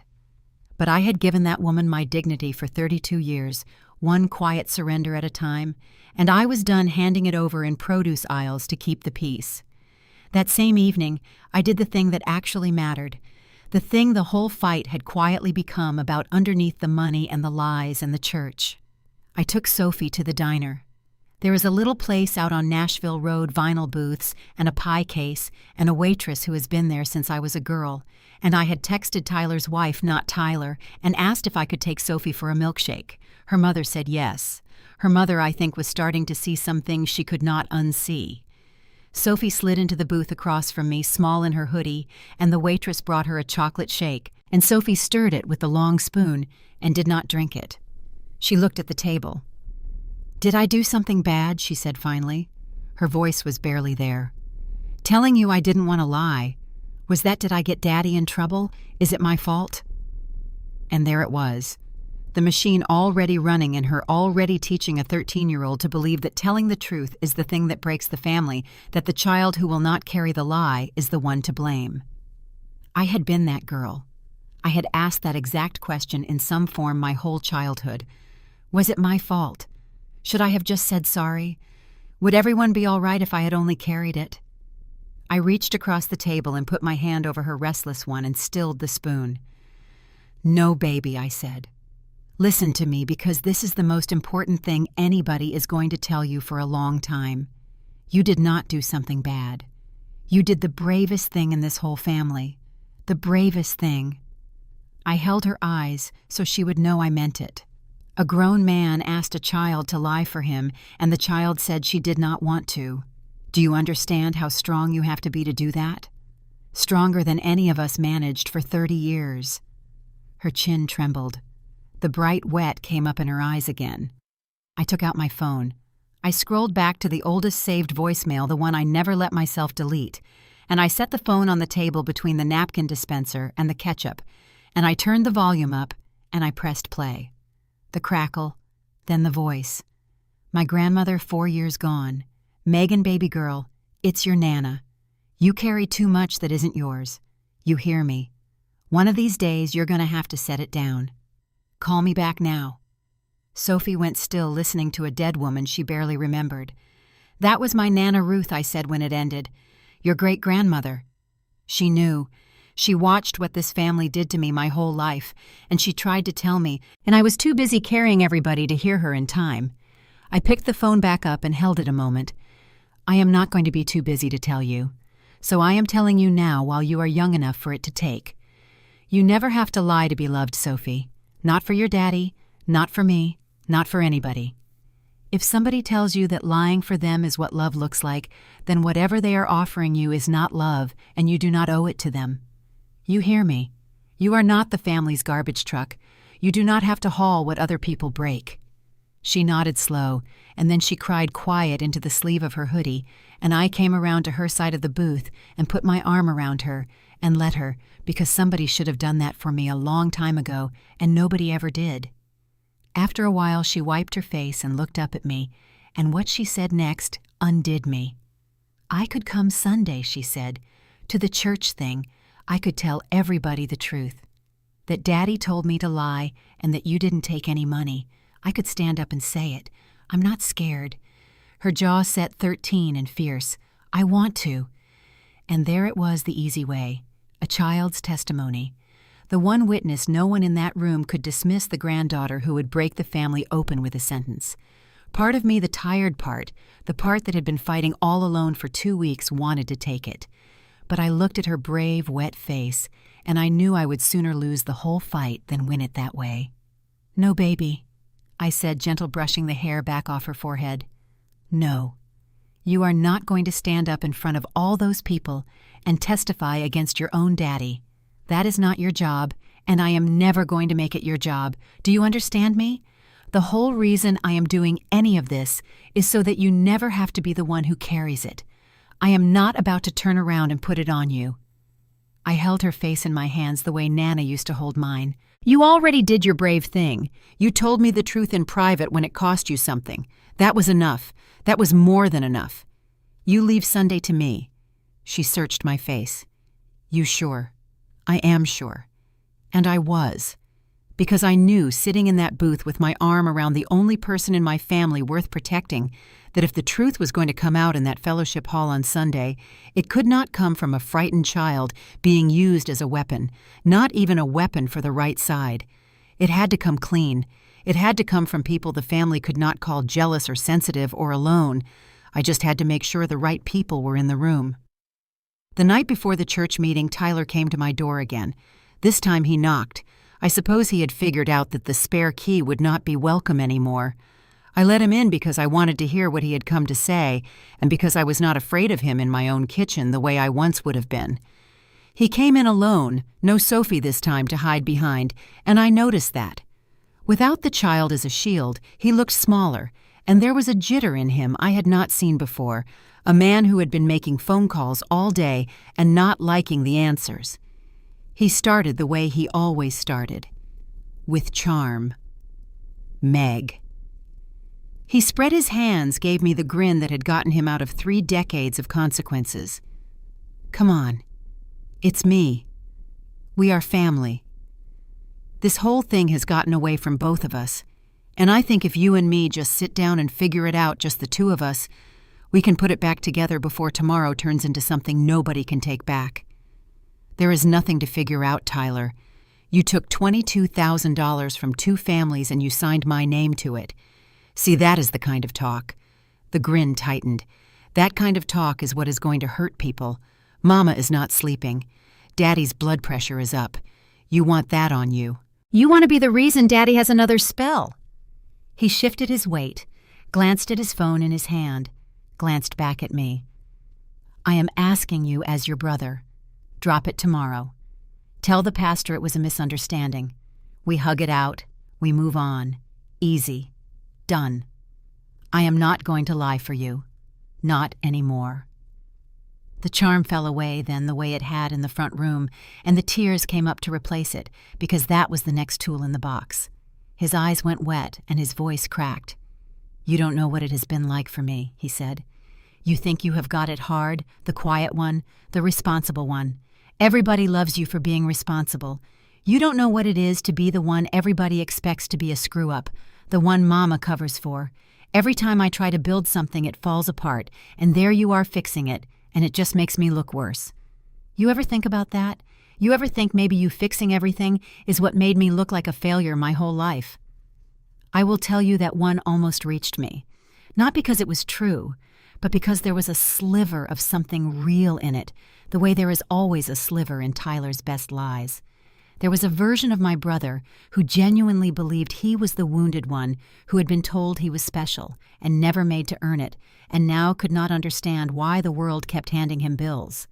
But I had spent 32 years feeling sorry for that version, and feeling sorry for it had cost 2 families their savings and a 13-year-old her peace. Tyler, I said, I am not going to argue about whose childhood was harder. You took those people's money. That is the only fact that matters tomorrow. The tears clicked off as fast as my mother's had in the front room. Same off switch, same blood. And then he went to the last tool. The threat. Fine. His voice dropped flat and cold. Then here is how it goes. You drop this tomorrow, or I swear to you, Meg, I will tell every single person in that church that you stole it, that it is your signature, your mess, and I have just been too good of a brother to throw you under. I will keep Sophie from you. You will not see that girl again. And I will make sure nobody in this town ever trusts you with a dime or a kind word for the rest of your life. He took a step toward me. Nobody in this town will believe you over us. You know that. You have always known that. Us. He said us, not me. Us. And there it was, laid bare, the thing I had been circling my whole life without ever letting myself name. There was no me and Tyler. There never had been. There was the family, the machine, and there was the part the machine fed on. Tyler was not a lone bad actor I could appeal to brother. He was the favored output of a system, and the system my mother, my father, the whole apparatus of who gets protected and who gets spent, stood behind him as one thing. Us. He had told me the truth by accident in the middle of trying to frighten me. It was all of them. It had always been all of them. And the strangest thing happened as I stood there. I waited for the fear. 32 years of fear, the fear that had folded me every time, the fear of being cast out, named the villain, left alone. I reached for it the way you reach for a stare in the dark. It was not there. My hands were steady. My breath was even. I looked at my brother making the worst threat he had, promising to take my niece and my name and my whole standing in the only town I had ever known, and I felt nothing move in me except a kind of cold, clean quiet. I didn't think it would get this far, he said then, and the cold cracked for just a second, and underneath it was the truth he had not meant to show me. Okay, I didn't. I figured you would just handle it, like always. You always handle it. He said it almost bewildered, almost wounded a man genuinely confused that the machine had stopped feeding him. I don't even have a plan for this, Meg. There was never supposed to be a this. You were supposed to pay it and it would go away and nobody would ever have to know. Like always, I repeated, and I heard how quiet my own voice was. You built your whole life on me handling it. You took those people's money because you were that sure I would clean it up. You forged my name because you knew the cleanup was coming. You did not even bother with a backup plan because in your whole life there has never been a consequence I did not absorb for you. Don't make me the bad guy here. You said us, Tyler. I picked up my keys off the counter. My hands did not shake at all. Not me. Us. That is the truest thing you have said in 2 weeks. I looked at him standing in my kitchen with his phone in his hand. The phone I knew was full of texts to the Brennans and the Aldridges, full of my name sold as a guarantee to strangers, full of every promise that his reliable sister would make it right. You are right about one thing. They might not believe me. The jealous sister, the empty house, the one who takes everything personally. You and Mama built that story too well, so I am not going to be the one who tells them. He stared at me. For the first time in his life, he did not have the next line ready because I had stepped off the script entirely and he could not find the page. What is that supposed to mean?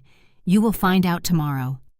I held the door open for him, the same way I had held it for our father. Go home, Tyler. Get some sleep. You are going to need it. He left and I watched his taillights go, and I stood in my doorway a while in the night air that smelled like the first cold coming. My phone buzzed. Dale Hollis. Megan. His voice was easy, certain a man who had decided something and slept fine on it. I hear there is a gathering at the church tomorrow afternoon. A reconciliation, they are calling it. There is. I will be there. A pause. And I called the Brennans this morning, told them the whole of it straight, what really happened to their 14,000. They want to be there too, Deacon Brennan said, and I'm quoting the man that he would not miss it. I could hear something close to a smile in Dale's voice. Funny thing about the truth, Megan, you do not have to round it up and drag it anywhere. You just have to open a door and stand still, and it finds its own witnesses. I closed my eyes there in the doorway, and for the first time in 2 weeks, I felt the load shift on my back, not gone but moving, getting ready to come off. Thank you, Dale, I said. Get some rest, he said.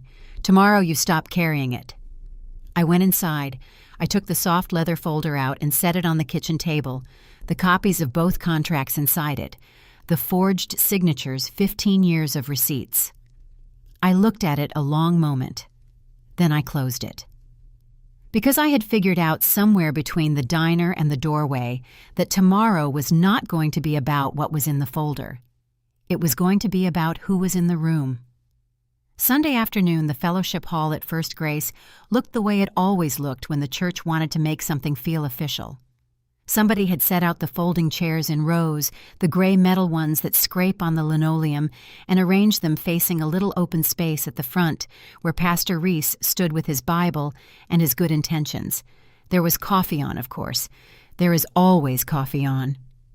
The smell of it filled the hall along with the floor wax and the faint perpetual must of a church basement, and the light came down flat and yellow from the fluorescent panels overhead.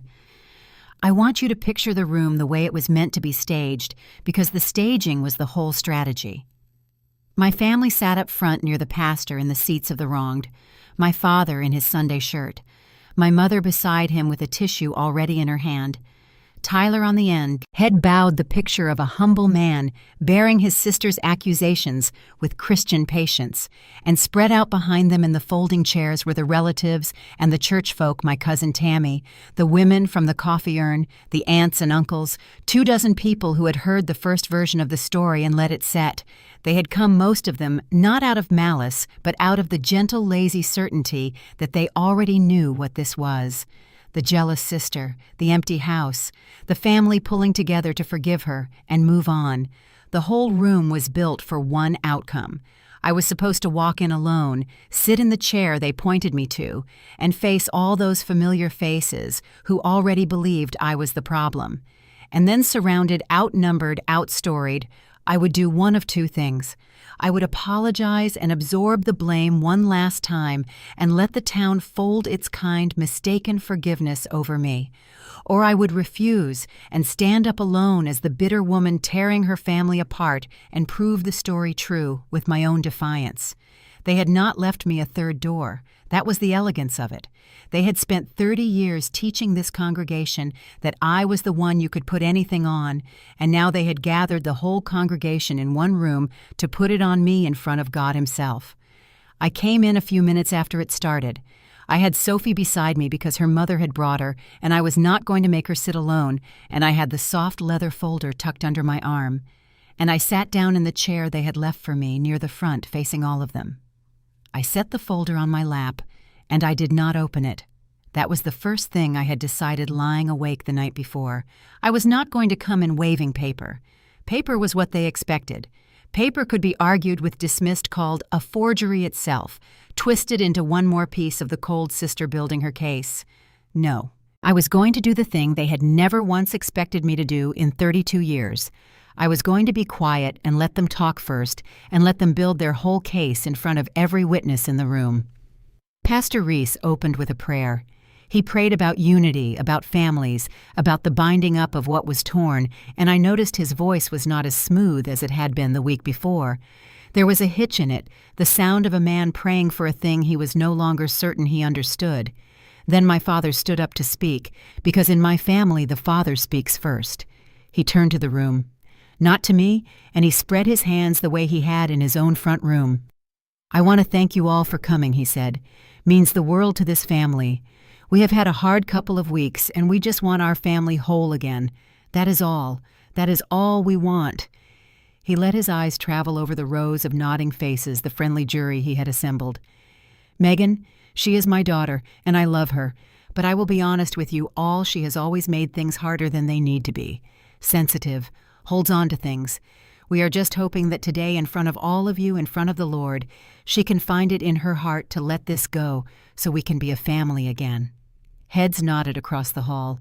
My mother dabbed her eyes right on cue. Tyler kept his gaze fixed on the floor, the very portrait of a brother grieved by all this trouble, and a few of the women made soft, sympathetic sounds, the kind you make at the wronged. It was working. I could feel it working in the room, the warmth gathering around my family and leaving me on the outside of it exactly as designed. But I was not watching the front of the room. I was watching the back. Because while my father built his case, I let my eyes go to the rear of the hall, to the last few rows of folding chairs by the door, and I took quiet inventory. There was Dale Hollis off to one side, arms folded across his chest, leaning back in his chair with the patience of a man who has all the time in the world. He caught my eye and gave me the smallest nod. There, 2 rows from the back, sat Deacon Brennan and his wife, the couple Tyler had introduced me to at the fundraiser, the couple whose $14,000 had started all of this. They were not nodding along with the others. Mrs. Brennan was shifting in her seat, her hand pressed flat to her chest, and the deacon's jaw was set hard, and they were looking at my father with the particular discomfort of people who are hearing a story they know to be false, told to a room that believes it. And there near the door just slipped in a young couple in their Sunday best, with the woman's hand resting on the curve of her belly. The Aldridges. They had come. Dale had been right. The truth does not have to be dragged anywhere. You open a door and you stand still, and it gathers its own witnesses. They were already in the room, all of them sitting quietly among the people who believed the lie waiting. And the pastor saw it too. I watched him watch my family, watched his eyes move from my father's spread hands to my mother's tissue, to Tyler's bowed and penitent head, and I watched something close over in his face, a certainty draining out of it. He had walked out of my parents' front room a week ago, knowing he had been used. He had spent the week being worn down toward peace. But now standing in his own fellowship hall with the Brennans, shifting in the back, and a pregnant stranger by the door, the doubt was coming back up in him, and he could not put it down. My father finished. He sat. The room settled into its warm, mistaken expectation, all those familiar faces turning toward me now, ready to receive the apology that would let everyone go home feeling good. Pastor Reese turned to me. He looked tired and he looked uneasy, and when he spoke, his voice was gentle. "Megan," he said, "is there anything you would like to say?" The whole hall waited. My family waited, certain they knew which of the 2 doors I would walk through. I stood up, and I left the folder closed on my chair. "I would, Pastor," I said, My voice carried clear across the quiet room. "But after all these years, I do not think you ought to hear it from me. I am the jealous sister, after all, the sensitive one, the one who takes everything so personally. I let that sit a half-second, let the room feel its own assumptions handed back to it. So I would rather you hear it from the people my brother actually lied to, and I turned away from my family, away from the pastor, toward the back of the hall, toward the door. 'Mr. and Mrs. Aldridge,' I said, 'would you stand up?' For a moment nobody in that hall moved. 24 heads turned toward the back, toward the door, toward the young couple they had not noticed slip in, and the warm certainty that had filled the room a minute before went thin and uncertain. Then Mr. Aldridge stood up. He was not a man built for crowds. He worked at the auto parts store on Scottsville Road, and he stood there in his one good shirt with his wife's hand gripped in his, and his voice shook when it came out, but he did not stop. 'My name is Daniel Aldridge,' he said. 'This is my wife. She is expecting our first baby in February.' He swallowed. 'Back in March, a man named Tyler Fletcher took $8,000 from us. A deposit, he called it, for a deck. We saved that money 2 years. It was the babies. It was everything we had put back. His jaw worked. He never built anything. He stopped answering us in June. And when we finally found the company on the paperwork and went looking the name on our contract, the person we were told to trust was Megan. He turned and looked at me, and then he looked at my brother sitting frozen in the front row. We came into that office a few weeks ago thinking Megan was the one who cheated us.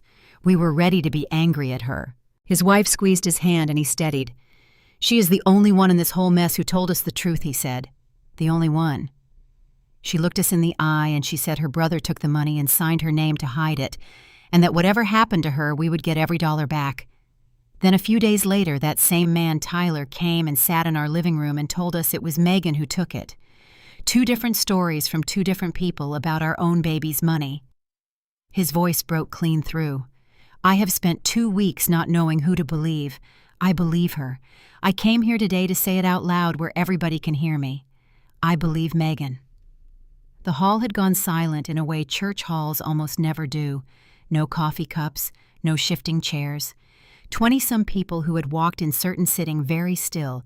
Then Deacon Brennan rose from his seat. He is a respected man, the deacon, a pillar of that church for 30 years, the kind of man whose word carries weight simply because of who he is, and when he stood the whole room turned to him out of long habit. He had a folded paper in his hand, and he opened it, and he held it up. "This is the contract that fellow gave my wife and me," he said, "for our kitchen. $14,000 down." He held it higher so the rows behind him could see the blue of the company name across the top. "And I want to tell you something about the name signed at the bottom of it. I have sat on the finance committee of this church for 20 years. I have watched Megan Fletcher sign her name on 100 documents. I know her hand." He looked down at the page and then out at the room, and his voice took on the gravity of a man who does not say things he is not sure of. "This is not her signature. Somebody copied it. Somebody sat down and practiced it and got it close, but it is not hers. I would swear to that anywhere, including before the Lord in his own house, which is where we happen to be standing." He folded the paper back up, but he did not sit.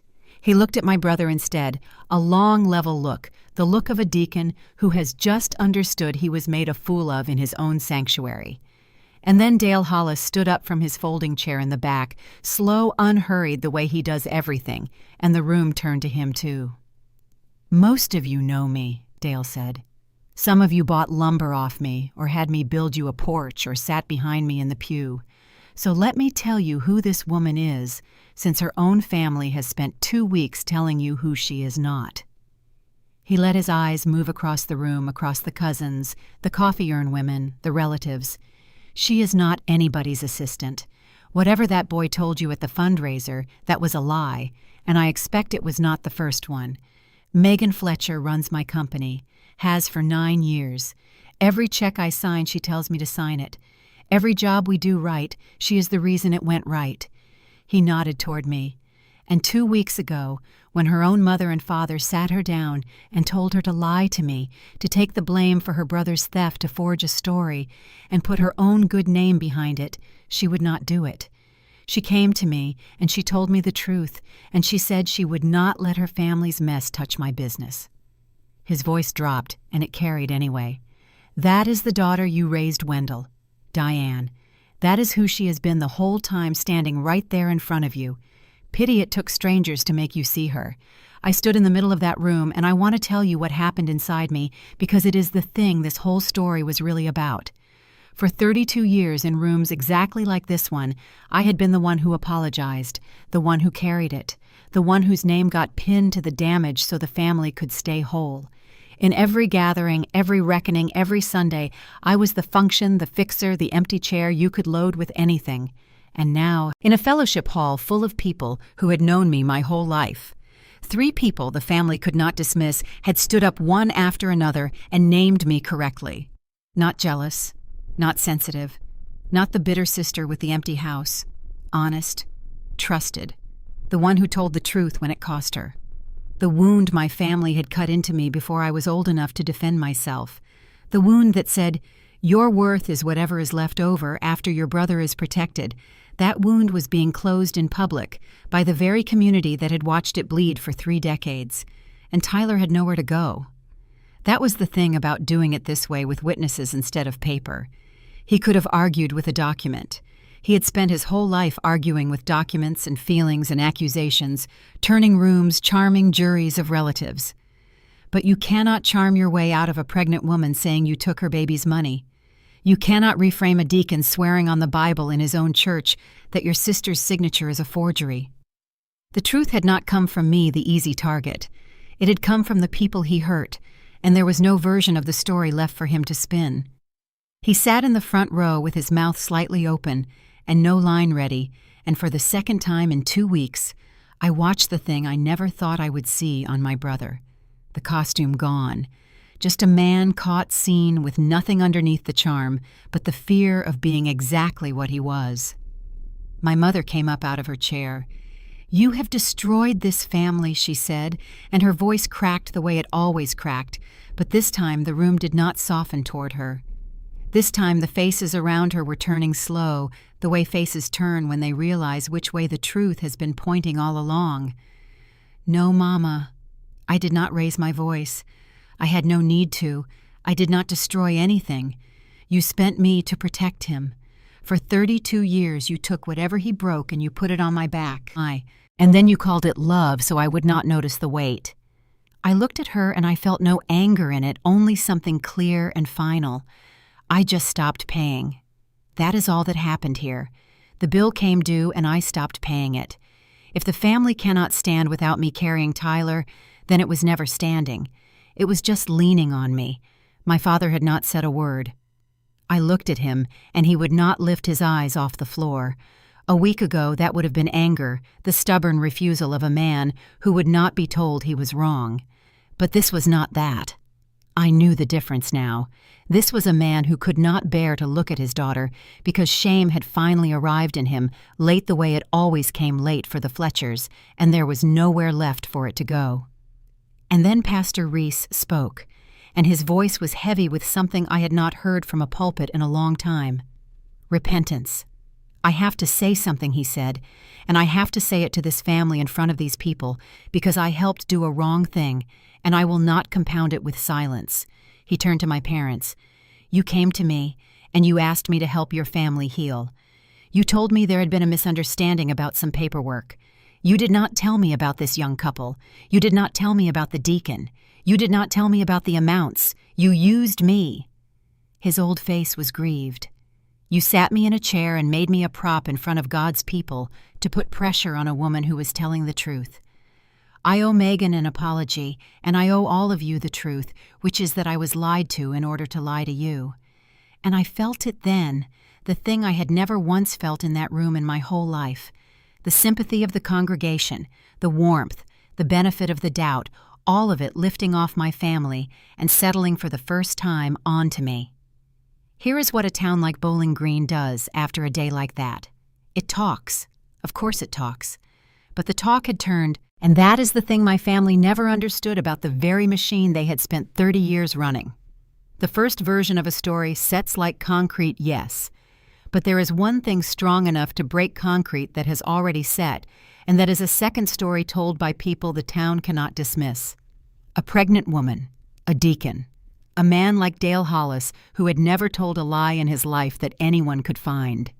They had stood up in the fellowship hall and poured a new story over the old one, and this time it was the new one that hardened. By the end of that week, the version moving through the prayer chains and the salon chairs and the line at the bank was not the one my mother had planted. It was a different account entirely, and it traveled just as fast as her version had, because that is how it works here. The speed does not care which way the truth points. The story now was that the Fletchers had been leaning on the wrong child for an awful long time, that they had taken the steady daughter and spent her year after year to cover for the boy they spoiled, that she had finally set the load down and the family had not been able to stand without her holding it up. I did not spread that story. I never said a word against any of them in public, not at the Kroger, not at church, not anywhere. I did not have to. The truth gathers its own witnesses, Dale had told me, and it turns out the truth does its own talking too once you stop covering its mouth. Tyler had to make it right, and he did because there was nowhere left to hide from it. Within a few weeks, the Aldridges had their $8,000 back, and the Brennans had their $14,000. I do not know exactly where my brothers scraped it together, and I made a point of not asking. Some of it I heard came from selling a truck and a bass boat he could not really afford in the first place.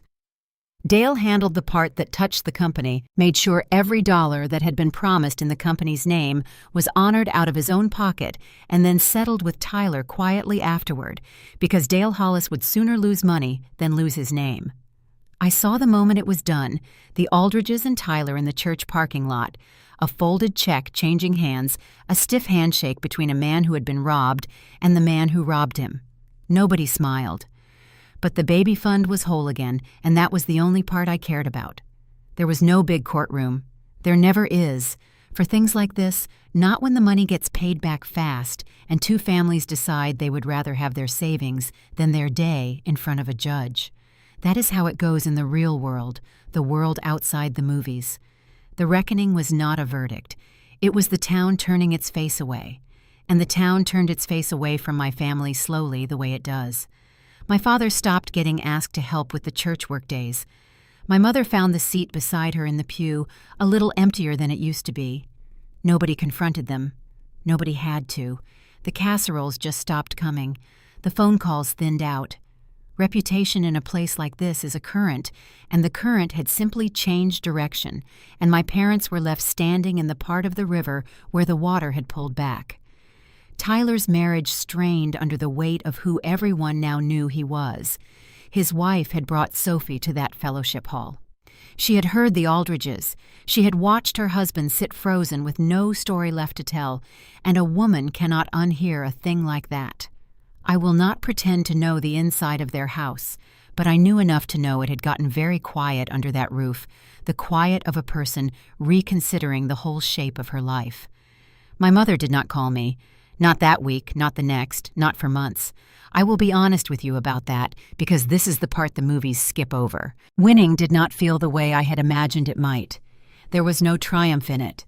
There was a clean, settled rightness, and underneath the rightness, there was grief, plain and heavy, the grief of a daughter who had finally proven the truth and lost her family in the proving. I had not destroyed the family. I had only stopped holding it up. But the result looked the same from the outside, and it ached the same on the inside, and anybody who tells you that standing up for yourself feels like a victory has never had to do it against the people who raised them. A cousin caught me at the gas station on Nashville Road about a month after while I was filling up the truck. Not Tammy. One of the quieter ones who had sat in the back of the fellowship hall and watched it all come apart. "You know," he said, leaning on the pump island, not quite meeting my eye, "you could have just let it go. Family is family. Might have saved everybody a whole lot of hurt." I screwed the cap back on the tank and looked at him. "I let it go for 20 years, I said. "Look what it cost. And I left it there because it was the whole truth, and it did not need anything added to it." Renee told me the rest in pieces over coffee at the office, the way you hear these things. The Aldridges were telling everyone how Megan Fletcher was the only honest one in the bunch. Deacon Brennan had said as much from the floor at a committee meeting. And the women by the coffee urn, the ones who had decided I was jealous and sensitive and alone, were whispering something else now, something with my mother's name in it instead of mine, something about how a family ought to be ashamed for what it had done to its own. I felt the whispers reverse, and I want to tell you it felt good, but it did not feel like much of anything at all. I had not done this to make those women whisper a kinder story. I had done it for a young couple's baby fund, and for a 13-year-old being taught to lie, and for a grandmother who had warned me 4 years too late. The town's opinion was just weather. It had blown one way for 30 years, and now it blew another, and I had stopped living my life by which way it blew. What I noticed most was simpler than vindication. It was lightness.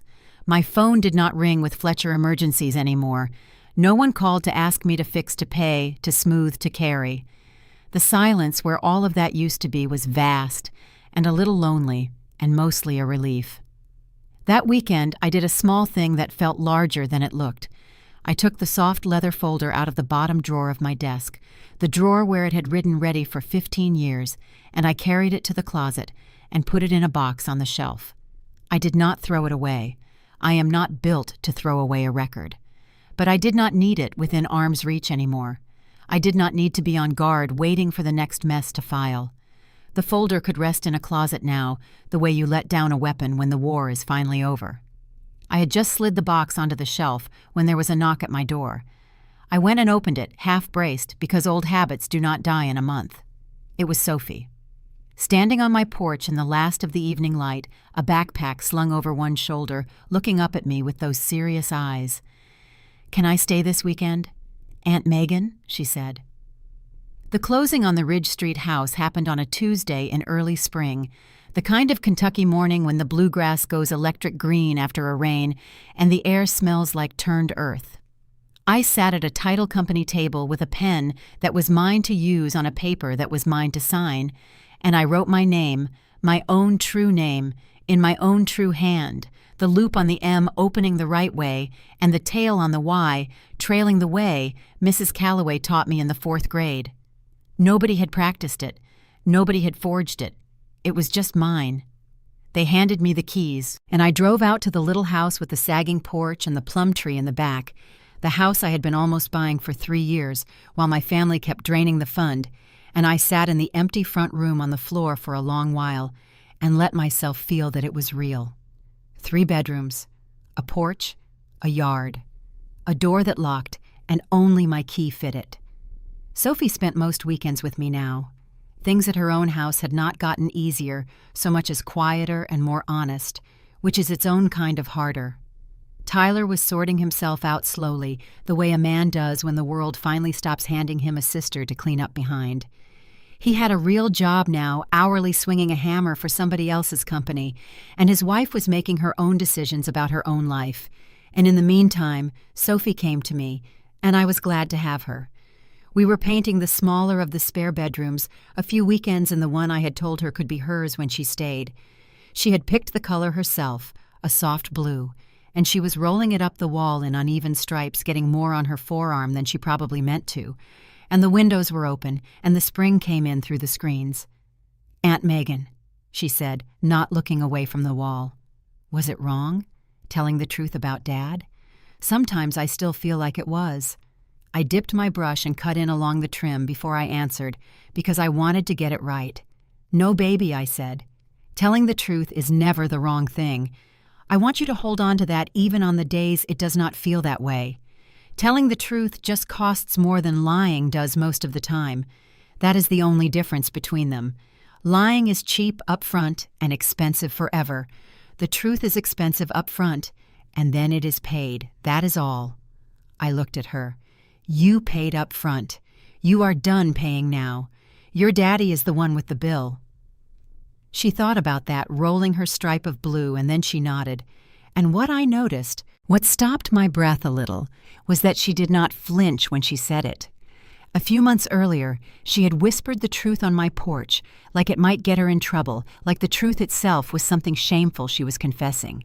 Now she said it plain out loud in a sunlit room, and her shoulders did not climb up around her ears.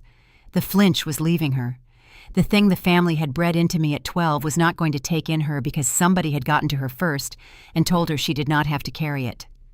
The cycle was breaking right there in front of me, one wall of blue paint at a time, and I had to turn toward the trim so she would not see my eyes. My phone buzzed on the windowsill. Tyler. I let it ring twice. Then I answered because I had decided a while back that I would not slam doors I did not need to slam. I would just stop holding them open at my own expense. Meg. His voice was different now. The charm had worn off. It not gone exactly, but quieter, less sure of its own footing. I am trying. I want you to know that. I really am trying this time. I hope you find your way, Tyler, I said, and I meant it the way I had meant the apology I owed the Aldridges as a real thing and not a chore. I mean that. I want good things for you. I want Sophie to have a daddy she can count on. I watched my niece paint her wall. But I am not your guardian anymore. I cannot be. I will be your sister. I am not going to be your safety net. Those are not the same thing, and I spent 32 years confusing them, and I am done. There was a silence on the line, and then low. Okay, he said. Okay, Meg. And he did not argue which was new, and he did not reach for a lever which was newer, and we hung up, and maybe that was the most either of us could do for now. Maybe that was its own small kind of mending.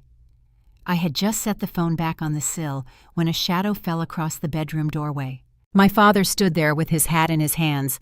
I had not invited him.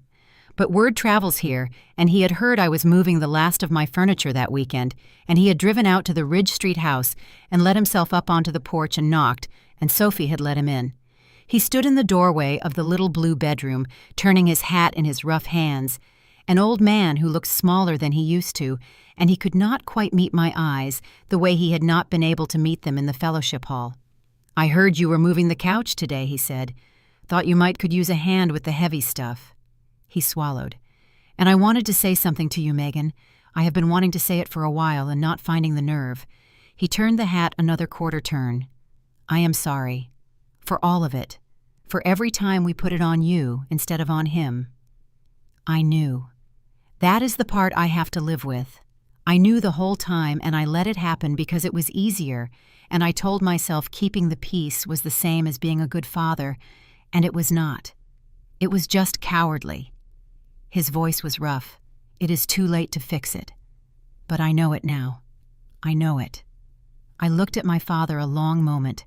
I did not tell him it was all right, because it was not all right, and we both knew that, and I was finished saying things were fine when they were not. The apology was real. I could hear that it was real, and it had come the way everything came, in my family years too late and in the wrong room. It did not undo the storm door, or the truck, or the cake, or the fellowship hall. It did not give me back the 32 years, but it was true, and I had built my whole new life on letting the true thing be enough even when it was small.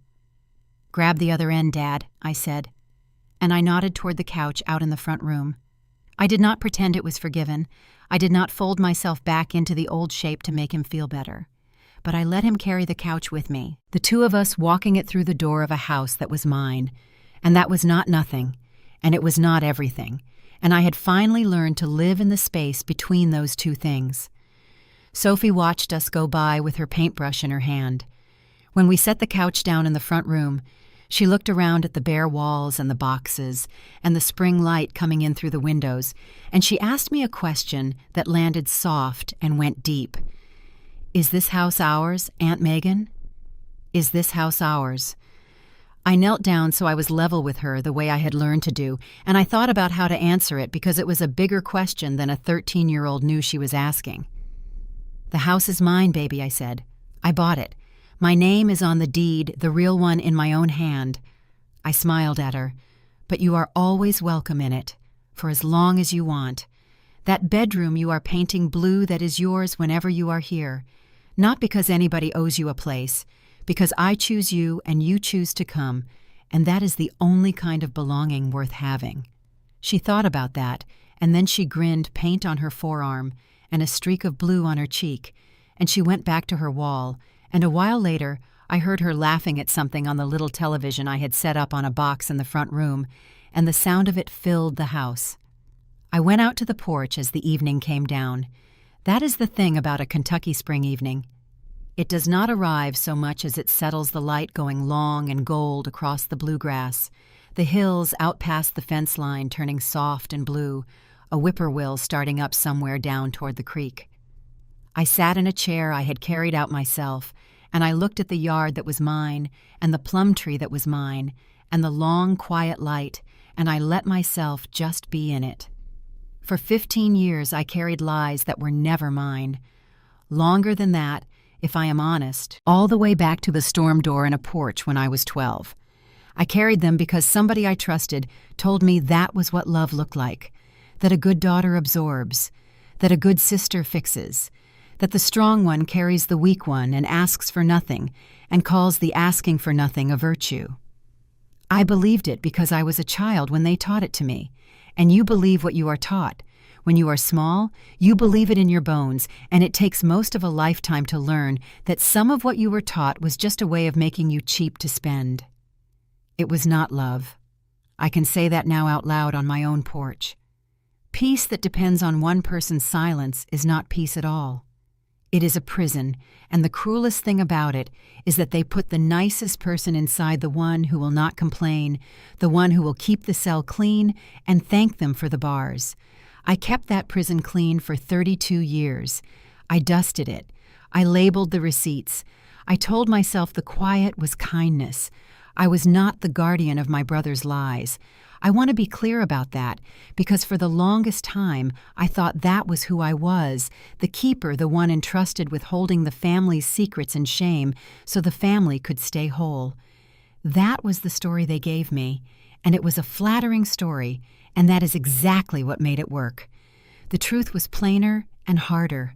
I was not the guardian of anything. I was the daughter they spent. Year after year, mess after mess, they reached into me like a fund they never had to pay back, and they called it family, and I let them until the day I stopped. Stopping cost me a mother who has not called in months. It cost me a father whose apology came years too late and in the wrong room.